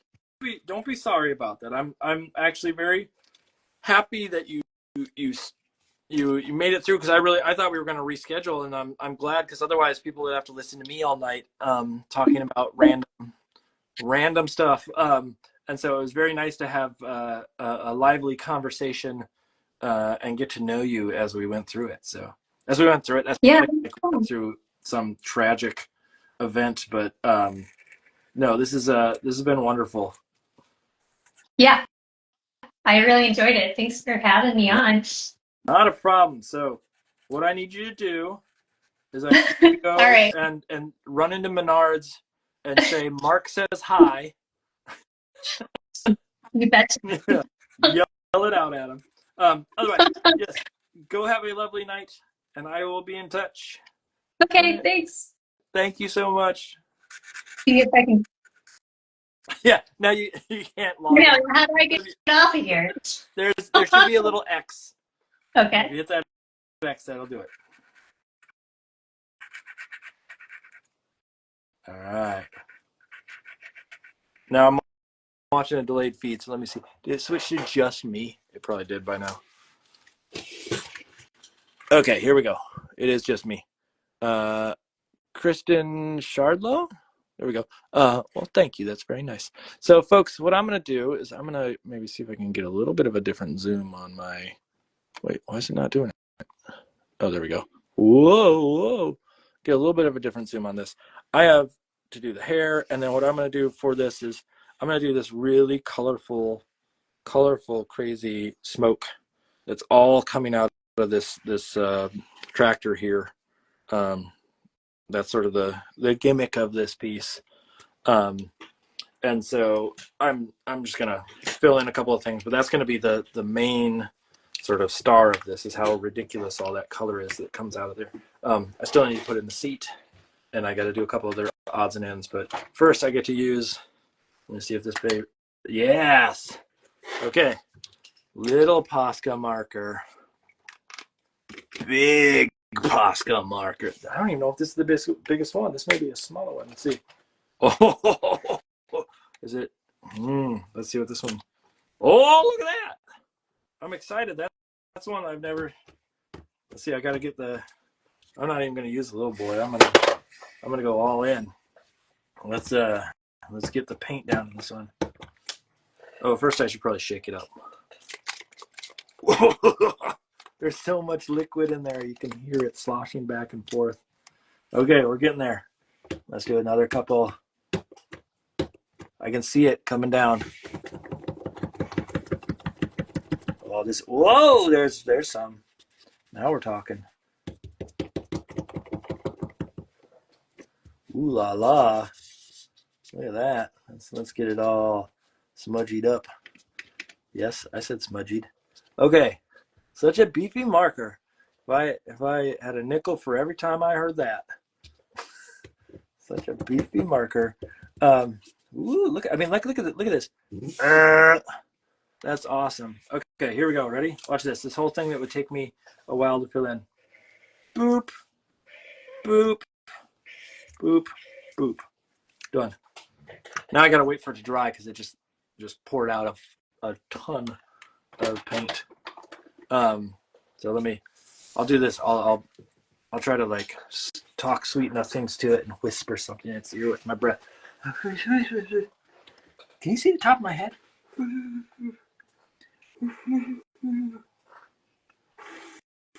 I gotta make sure that that's dry. Oh, you can't see the top of my head. Can you see my gray hairs? Is anybody jealous? I want to have gray hair. A. Elias, thank you very, very much. Tune in every week. This is next week we have on. I'm not even sure how to say it 100%. I gotta maybe I need to send a little DM just to make sure. But it's either Muriel or Mirelle, Mirelle Ortega. I want to make sure. There's probably some pronunciation that I'm just like an idiot and don't know. I'm like, oh, this is what it is. But I need to do that and check in and say, how do you say your name? Because I want to make sure I have it accurate. I don't want to be a crude dude with an attitude who says it in a dumb way, which has probably already happened. Um, so if anybody knows how to say that, if you want to give me a phonetic, Mirelle,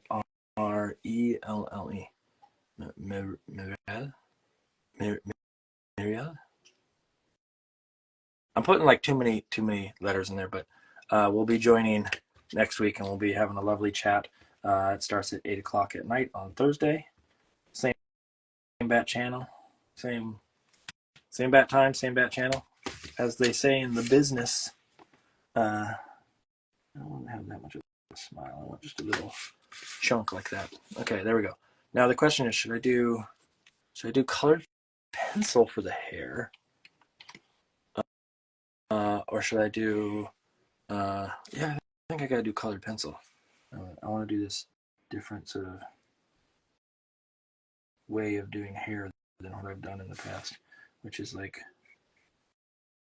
lots of little lines that go different directions. That sort of give us the hairdo. I just got to keep my pencil sharp. That's the hard part. Got to keep it sharp enough. Sharp. I don't want it to carry over out there. I want to have a little bit of straw hair. Straw hair. Teacher Marion, thank you very much. I appreciate the comment. The comment is, your illustration is delightful. I'm assuming that you're talking to me.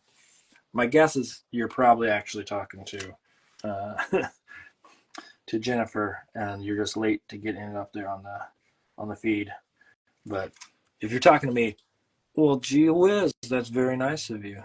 If you're talking to Jennifer, that's still very nice of you. It's just not as cool, you know. Doesn't boost my ego in the same way. I see that it was for me, which is, again, very lovely. I do appreciate that. I done appreciate what you said. Originally this was gonna be like more of a kid writing it, just the way that I had designed some of the face on it, like his eyes and stuff were lower, and so it felt more like a little kid. There was like bunched out maybe a little bit more than what's here, but I kind of like the idea. Whoa, see, look at that, look at that. That's what you don't do. You don't get paint on yourself. Let's see if I can get this to dry a little faster by sort of spreading out that bit of paint that's there. What time are we at? We're at 11:18. 11:18. 11:18. 11:18. Toot toot.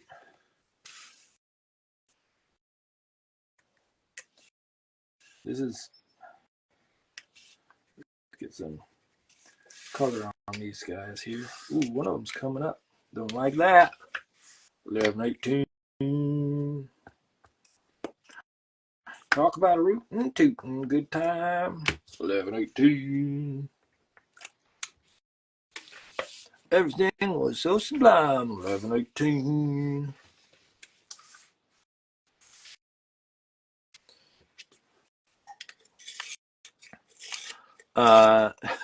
Teacher Marin, now, like, you don't want me to sing my 11:18 song anymore. I get it. So how long have I been an illustrator? Well, there's two different answers to that. So I've been illustrating. No, okay. So there's three different answers. Technically, the first thing that I ever did that I could probably say was illustration, because like professional illustration, because I got paid for it and I got paid nothing. Was when I was probably 17, and it was some artwork for a local daycare. It was it was nothing. It was sort of like draw some coloring pages, and so I did that for them. But to the idea of sort of like professional level illustration, I started generally. I would say just as I got out of college, so 20. I was 20. So add the carry of 3, divide by 18, get the square root of 4, 2, and then I add a 0.7. Well, I've been doing it for about 24 years. And the why I said there were like multiple answers is the types of illustration that I've been doing have varied throughout the year. So like the stuff that I do now, like kidlit stuff, I really only have been doing for carry the 7. You gotta get the remainder.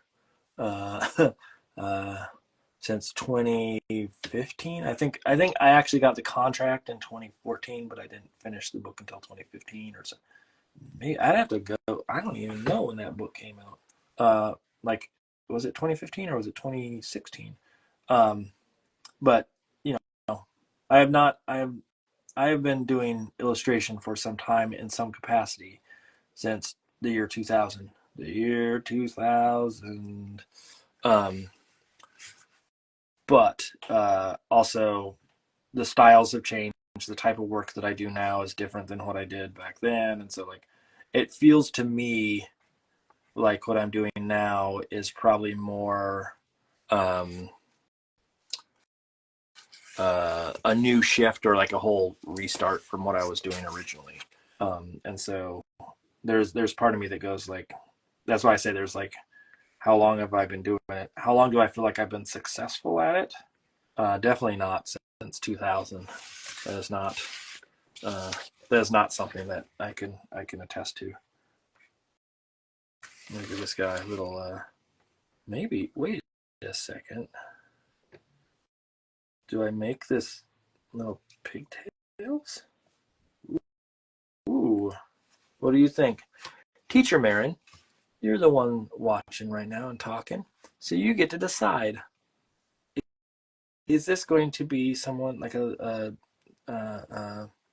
tomboy-esque character with some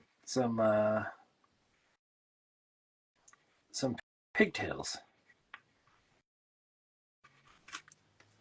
What are you thinking?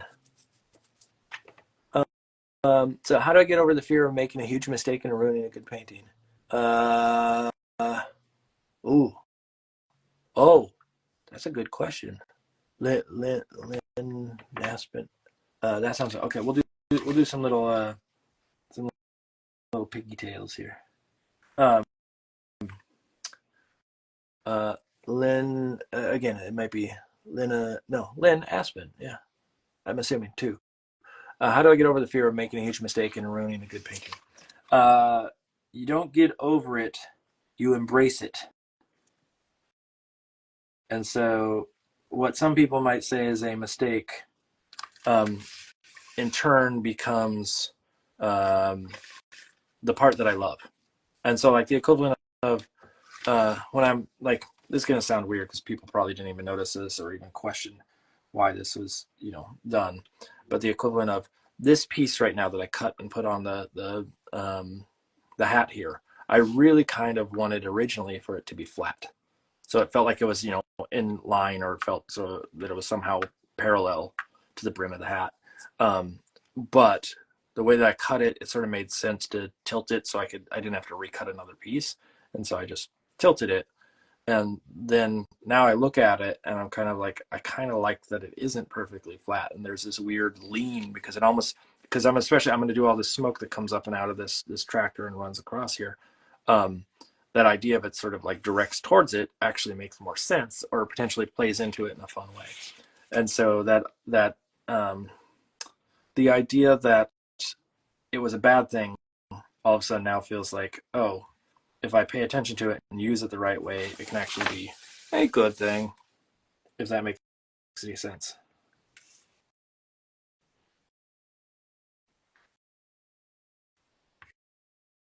So I think to answer your question, though, basically is don't get caught up in what doesn't work, and instead spend your time thinking about how you could make it exciting, or the thing that's important about the piece that you're working on. So I'm going to do 2 little hair ties there, and we'll give some bangs. I know. Okay, so here's a question for especially anybody out there that at one point had bangs in their life.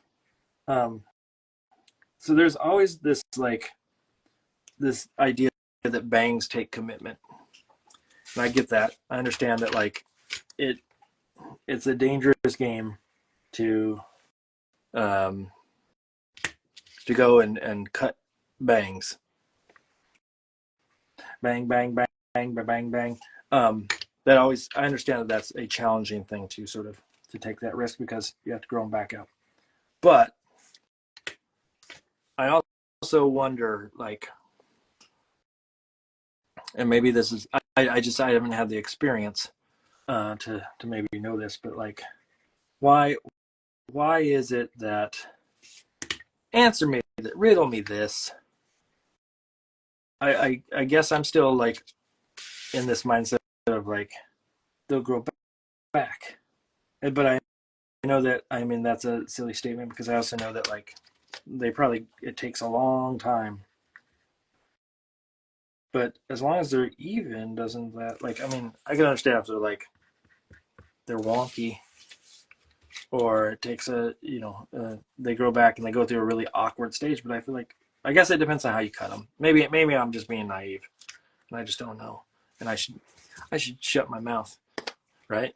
Oh, Mark, you think you're so elegant with your words and your thoughtful mentions of how people cut their bangs, but yes, you're dumb. That's really what I should be saying, right? Yeah, I'm not opposed to that. I'm not always the smartest one in the room. Not always. Most of the time, though. What do you think of that?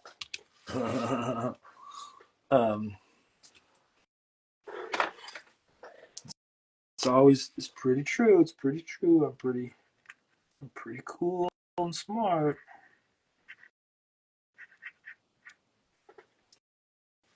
There's the seat. I'll have a little bit of it back here. Yeah.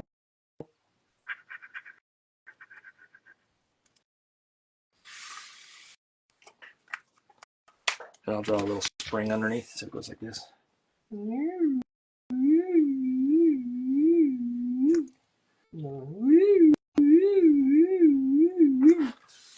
I'll draw another one.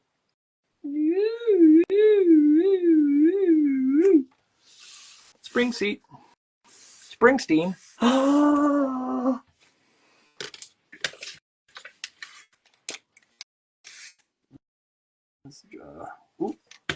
What's going on with my marker? Hello, Mr. Marker, wake up.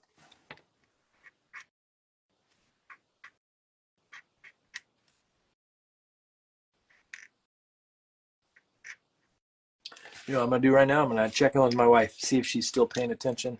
Probably not. If she is, she needs to type acorn butts into the comments. And see if she can do it. Who thinks she'll type that? She may be asleep. She may have given up on me. Not like totally, but you know, in a way. I still don't see acorn butts in the comments, so maybe someday she'll listen to this and realize that she really dropped the ball.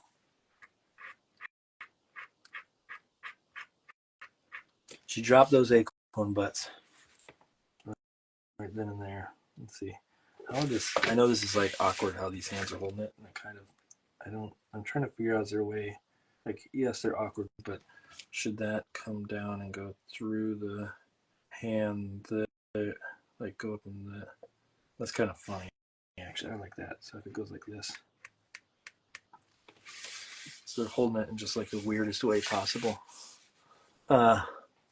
Teacher Marin, when do you know an image is done? Sometimes it's when it hits midnight, because that's when the Instagram cuts off. But that's the silly answer. The real answer is it's done when I say it's done. No, the real answer is that when it's not fun anymore, and so it feels like it's drudgery, or I'm just like I'm sort of honestly fighting to find spots, but like it's how do I put this? When, because it's not as simple as just like when it's not fun, because there's more to it. But I tend to think of it as when I'm working on the project, or I'm working on the piece, or what have you, and it feels like if I put one more mark, it's going to cross a line for me into being like too much, or no, that doesn't explain it either. How can I explain it the best way I can? I think probably I would say, I mean, some of it is just aesthetically, like there's too much in the space, so I don't want to put any more, and if I put more, it's gonna somehow like damage that element. But I would almost venture to say more so that it's as I am working, I realize that man, why is this so hard to answer tonight? This shouldn't be that hard to answer. I've answered this before in previous ones, so it really shouldn't be that hard. Maybe, what's the best way I can say this?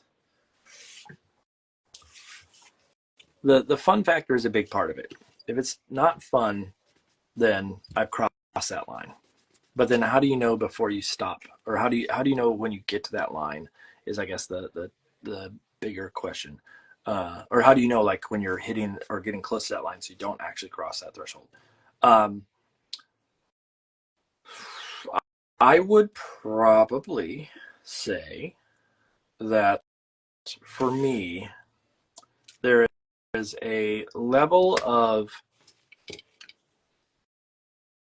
how much I care versus how much other people care. So like I could get in here and I could noodle and say like, well, I don't like that little edge, or I want to change this, and I want to move that around, etc.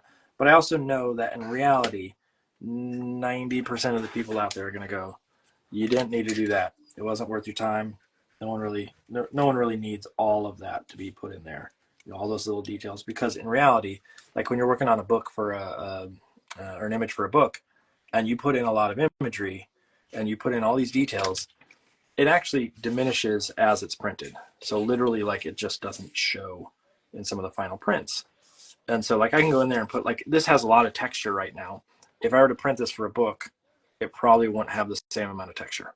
It just, the printing process and things get lost in the the making of, to a point wherein some of the stuff that I'm doing now or not necessarily now, but some of the stuff I've done on this may not be as what do I want to say, like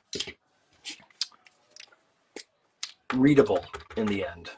And so, like, you know, do I need to put in all that time and effort to make it finished, or to live up to my standard versus what it needs to be for said printing process? And so I could spend forever doing all these little details and tweaks and things to this, but in reality, if it's not going to show, well, then you just got to learn what that threshold is. And so, like, for me, oftentimes it's little details. Like, I could get in there and try to finesse that hair and make that hair perfect for what I want it to be, but if it's not going to show in the end, like, why bother? And so then you save yourself time and move on to the next little bit, or you move on to the next piece.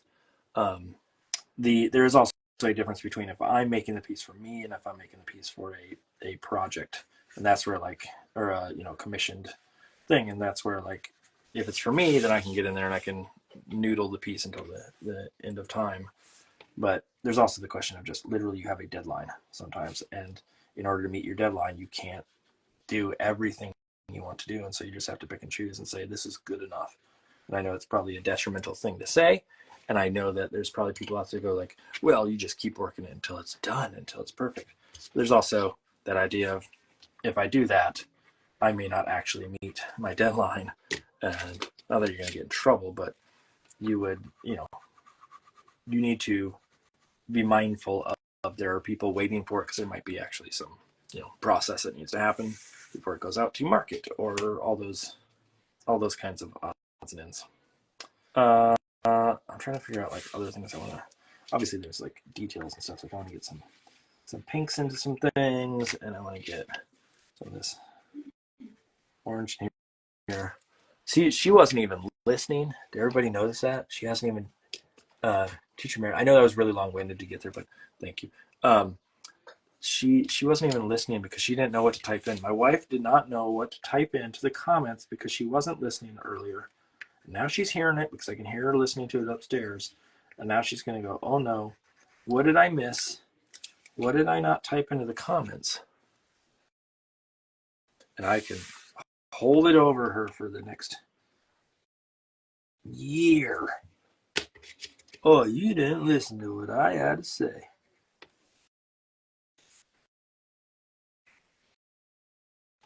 Question is, should I tell her? Okay, now I need to draw in all this smoke and scribblies and stuff that go up there, and I need to figure out exactly what color I want to use for that. And it's got to be enough that it stands out, but also not so jarring that it becomes overpowering to the piece itself. Oh, I was going to put the straw in there too. Let's see. What if I can do that with this? I just got a little piece of straw. Do I have a thinner one of these? That's the question. That's the question of the day. I do have a. Is this guy thinner? Oh, this is good. Yeah. I like it. Hey, Lauren, are you listening? Told you she was. She just said not currently. No.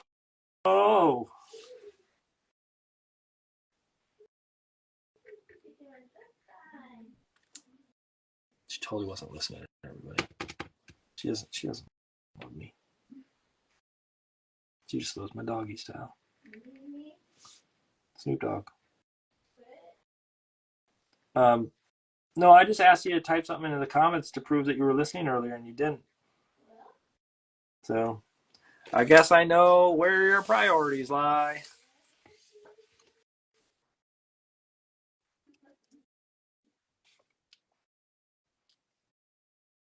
Next week, there will be no Lauren on Gavin Doodle.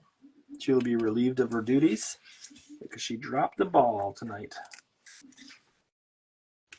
What a waste of space. What? Well, if she really cared, she would have typed it into the comments.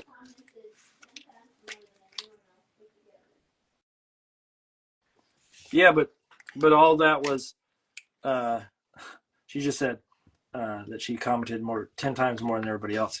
But now here's my comeback to that. Ready? Everybody listen. Watch this. It's gonna be a total burn. But all those comments were, "Hey, have you restarted your phone?" Burn, burn. Ouch, ouch, ouch, ouch, ouch. Oh, that's gotta sting. Oh, that's gotta sting. Ooh, ooh, ooh, ooh, ooh, ooh, ooh. Oh, that's gotta sting.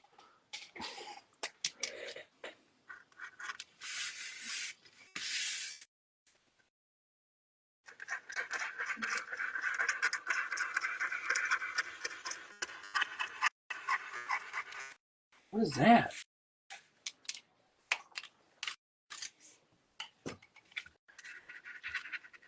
I got a big drop of paint up here. I don't know where it came from. Let's see, wait. Pick it off. Pick it off, pick it off. Pick it off. Aha! Now I made a mess. Clean it up, clean it up. Clean it up. Clean it up, I say. Clean it up, I say. Yes. Look at that. There's a patch right there that's gonna go get stuck down. It's gonna be the coolest patch. Woo-hoo. It's 11:40. I'm almost done. Toodly-doodly-doo. Then I get to go to bed and say good night and wake up in the morning with too little sleep. And then I gotta come back down here and I gotta spend the rest of the day painting the next thing. Doodle-doodle-doo, doodle-doodle-doo, doodle-doo-doo-doo-doo.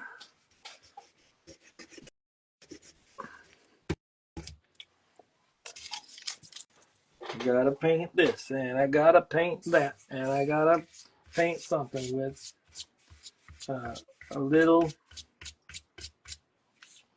booty fat. Hey, there we go. Nice. There's the rhyme for the evening. I really want people to take the helm with me saying, um, cross your fingers, cross your toes, cross your eyes, and pick your nose.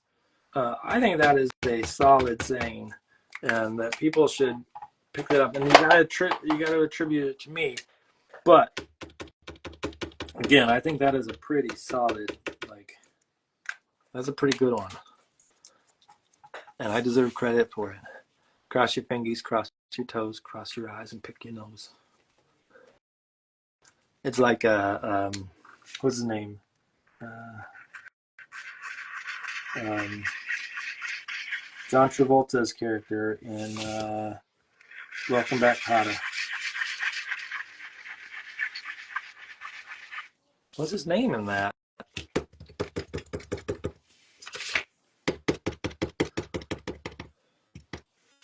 Who knows? Who knows? Who's going to tell me?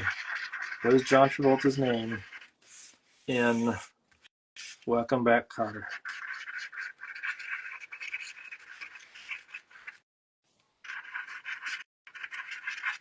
First one to say it gets a special shout out from me.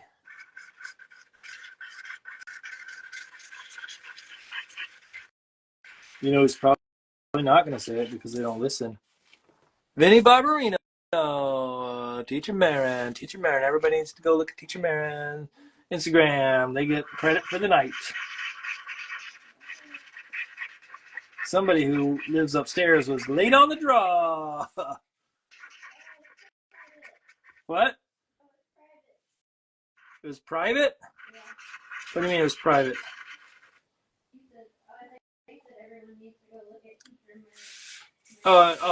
Their account is private.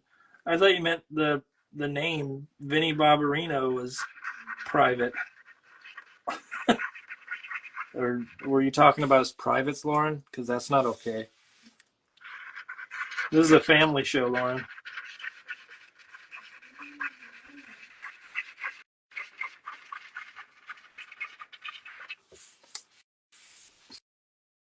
I'm putting in white, and then I'm going to come back and I'm going to put colors on top of this too. Just so you know. Now the question is, should it go around the hat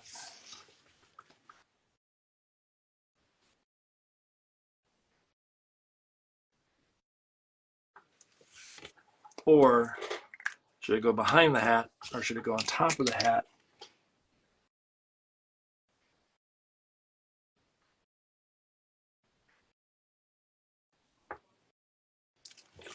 Mr. Carter.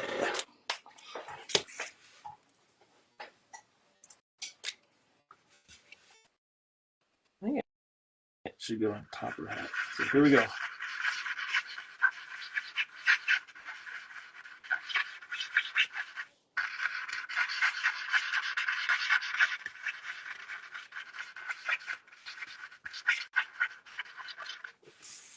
Squiggles and wiggles and wiggles and squiggles. That was my name in high school. Squiggles and wiggles and squiggles and wiggles. They called me such a fool.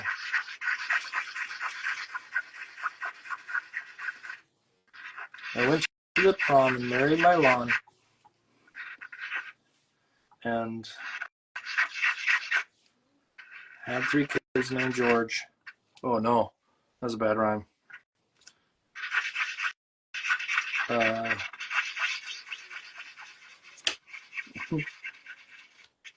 We didn't like any of them, so they threw them in the gorge. Where a donkey named Buffalo Steve bought himself a car and drove up to our 3 George kids. And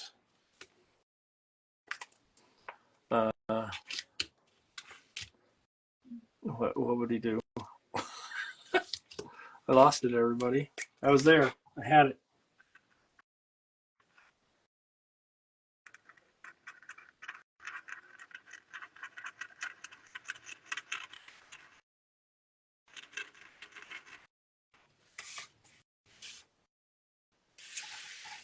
I don't know if I like that color on top.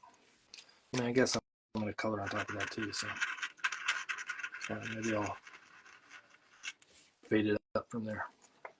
Okay, let me let this dry. Do you decide, so Teach Mary, do I decide where the text goes on a page? Not necessarily in all cases. In some cases, like the book that I did that was about Darwin, they had 4 spots that had to be on each spread. Or not that it had to be, but had to fit in one of those 4 spots. And the idea was it made it easier for them to design for translation purposes and things of that sort. However, there are other books where I'm given the text and they just give me what's called the galley, which is essentially the text on the page that it goes on, but not necessarily. Sometimes it's designed, sometimes it's not. One of the companies I work for doing books will do that, and then I have the ability to go in and say, well, I think it'd be cool if we put the text here, or I take the liberty essentially of adding the text where I think makes sense for said project.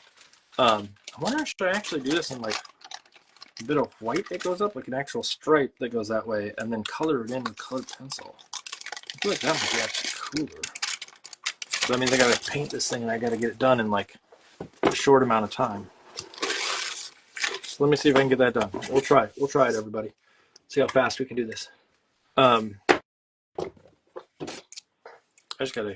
gonna use this because it's a big scrap. I'm gonna paint it white, and I'm gonna cut it, and I'm gonna put it down. It's gonna be beautiful.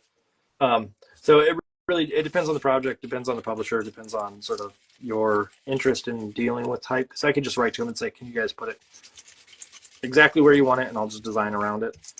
Sometimes people, and I guess this is gonna be a bit of me being opinionated.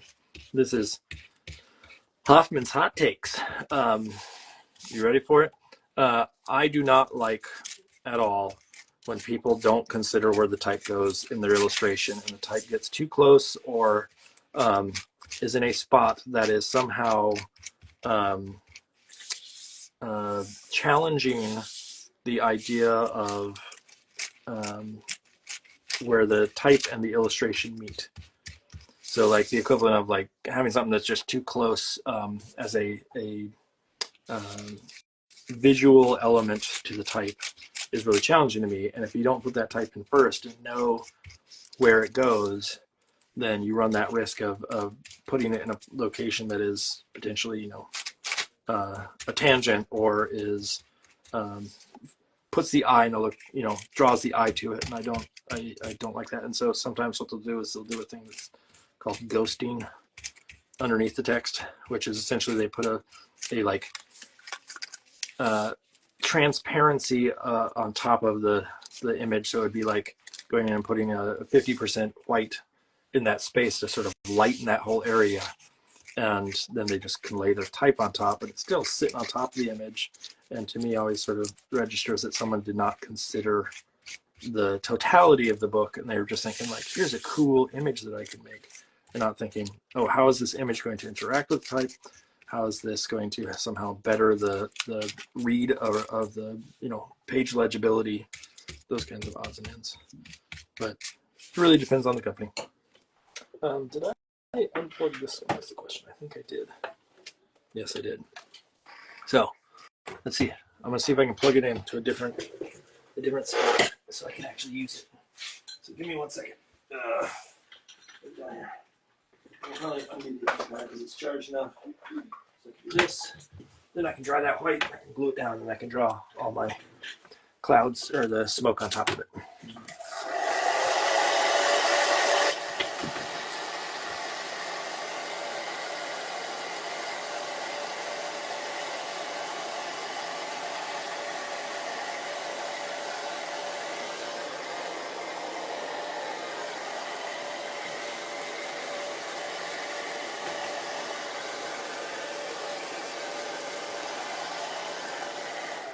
Okay.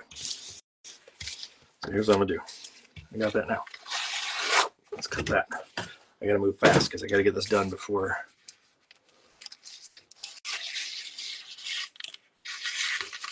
we get to a point where it's gonna cut us off. So let's get this done. Let's get this done. I don't need this. There we go. Okay. So what I gotta do is I gotta cut this into pieces that I can sort of layer and stack there that cover up some of what was already there.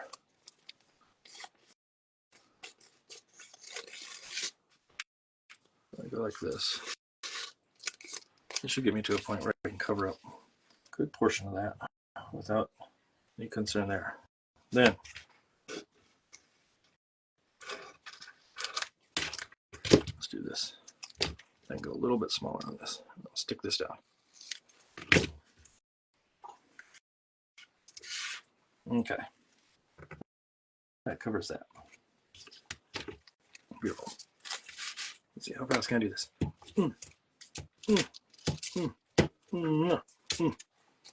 Stick it down, Hoffy, stick it down.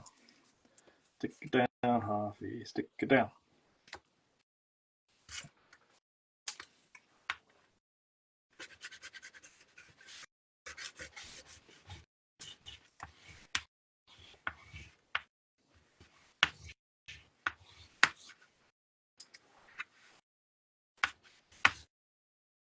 Okay, next piece.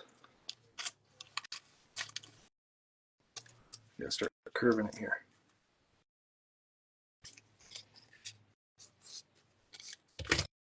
Stick it down, Hoffy, stick it down. Stick it down, Hoffy, stick it down. Let's get that out of there. Whoop, whoop. Whoop, whoop. Get that curve a little bit better. There we go.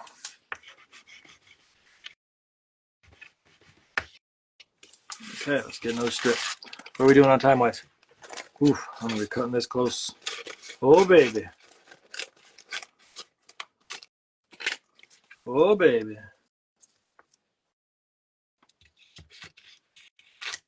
Right there. Let's cut this guy like this. Cut that one. Oh baby. Now we're talking. Now we're talking.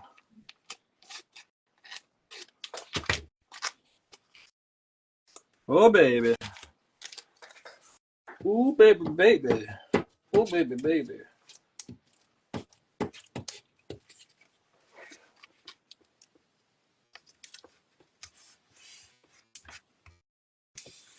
Where's the lid? Where's the lid?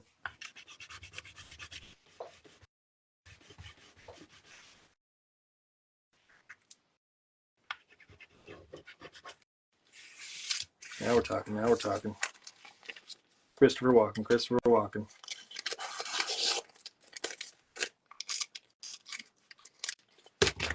Now I can just go like this. We can get this done. We can do it. We can do it, everybody. Speed challenge. Speed illustrate. There are competitions, honestly, that I've never considered joining, but I know there are competitions for people to illustrate or paint in a certain amount of time. Like obviously, there's some odds and ends that are like already have that kind of element to it, like the British painting show, the portrait show, the Sky News, Sky Arts, next great portrait artist that's on BBC or something of the sort. But there's also like competitions that are in local towns. That I have a former student that did it. It goes and like they give you a certain amount of time, and they actually judge it at the end. Like these are the best, which is kind of fascinating. That's a thing. There we go. Look at that. Stick it down, Hoppy. Stick it down. Ooh, I got 5 minutes after I get this done. Good.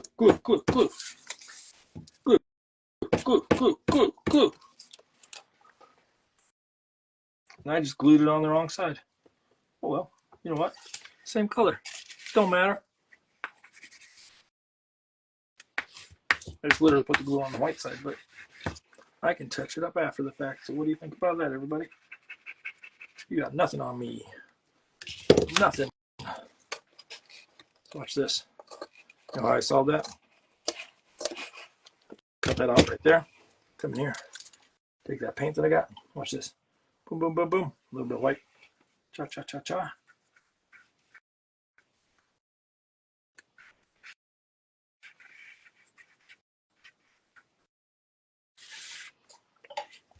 You do it with that hair dryer.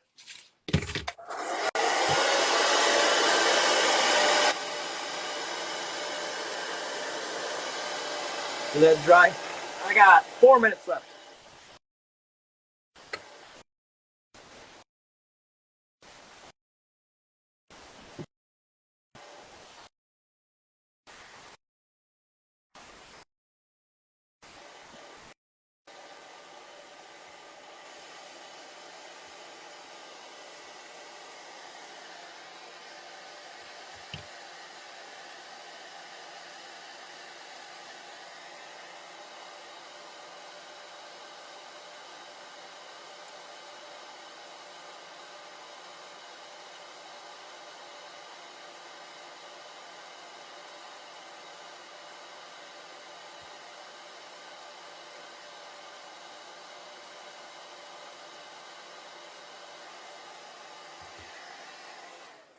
Okay, there's that.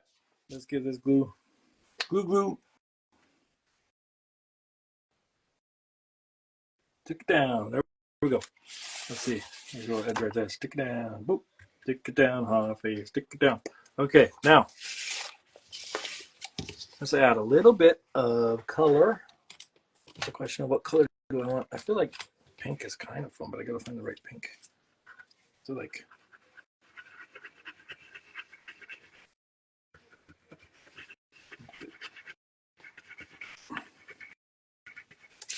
stick it down, Huffy. Stick it down. I have 2 minutes left, I think, folks. We're gonna get this done.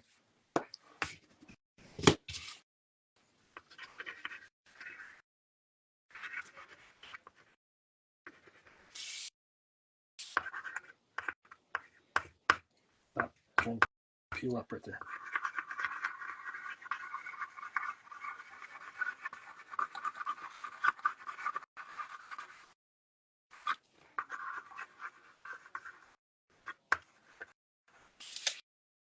It's that color, and then I want grab it out here.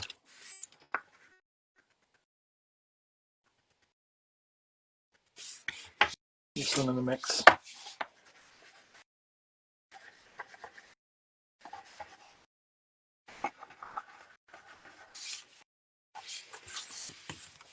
Maybe, just maybe, let's get something that's maybe a little bit more of a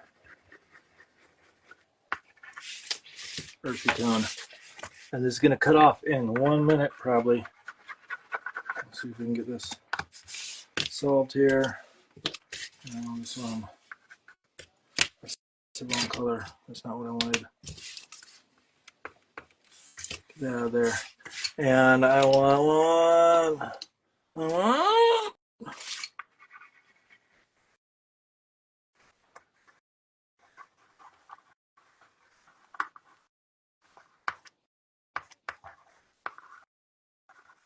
Let's break outside of that just a little bit.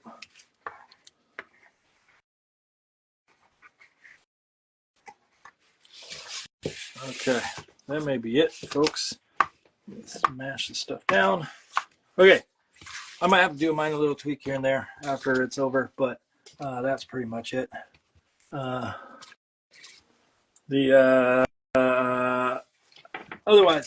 I hope everybody has a lovely night, and I will see you next week. It's gonna cut off. Bye.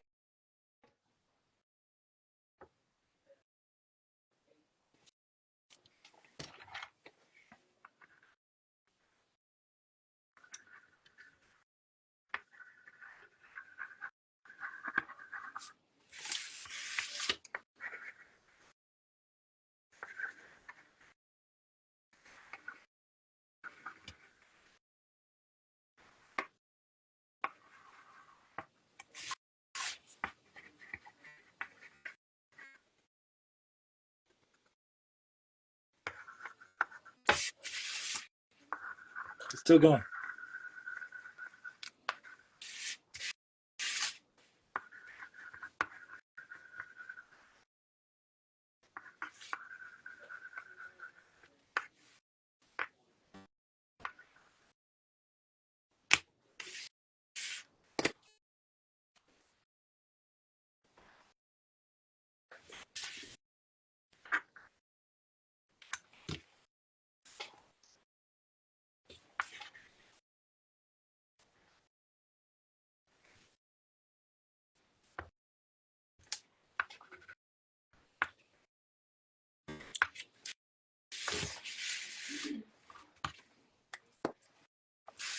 And last.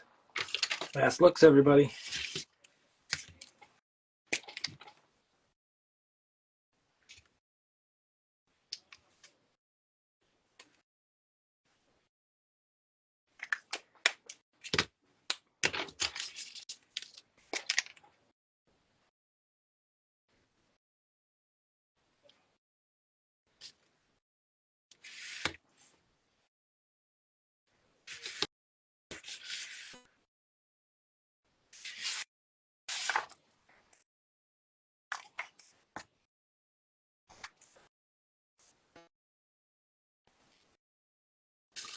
I can't believe it's still going. How's it still going?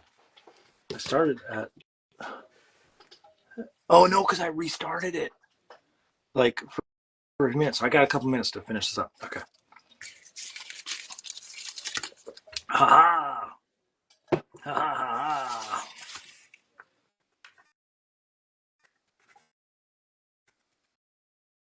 Got nothing on me, clock. I can do this till the end of time, baby.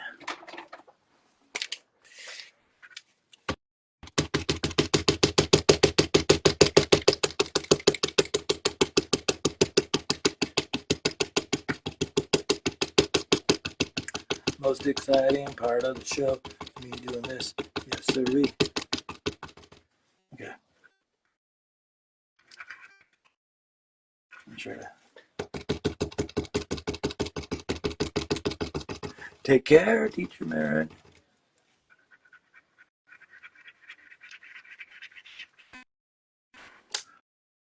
It isn't even working yet. What's going on there? Let's try everything out. Oh, this one's going. Yeah, now we're talking. Oh, yeah. Yeah, look at that.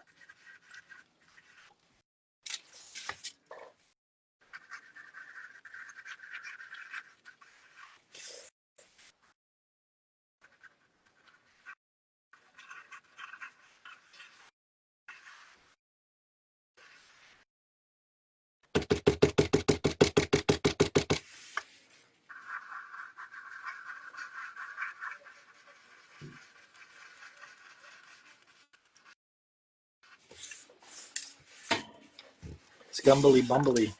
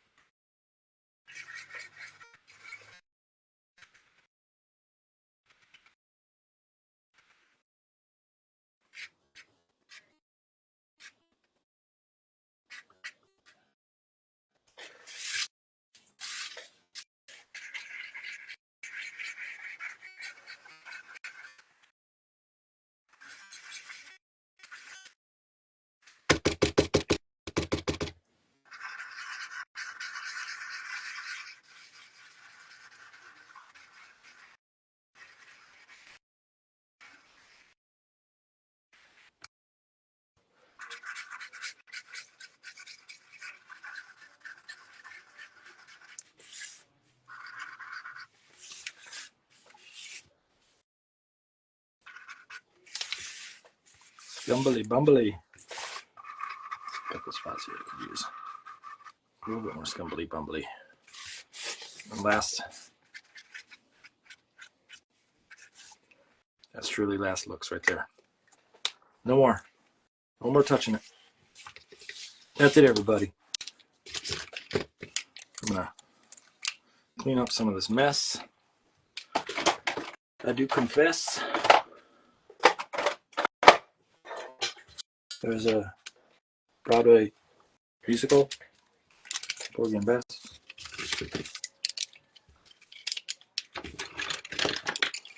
Get these colored pencils. Whoa, look at that. Get these colored pencils out of the way. And then I'll try to get this zoomed in just the right way. Let me get these out of here. Into a container that they can't all fit in. Okay, here we go. Let's get this zoomed in. Oh, that's pretty good right there. Look at that.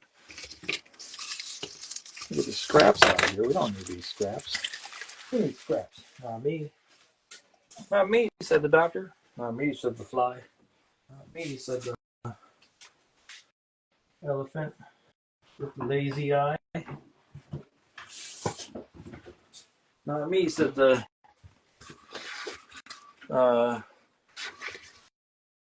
lifeguard who just went by. Not me, said everybody.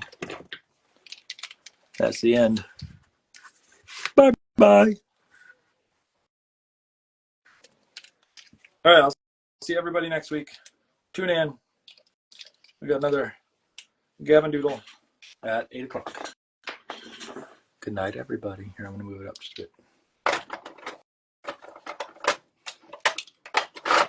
1, 2, 3. Boom, boom, boom. Boom. I don't like how it's crooked. Right there.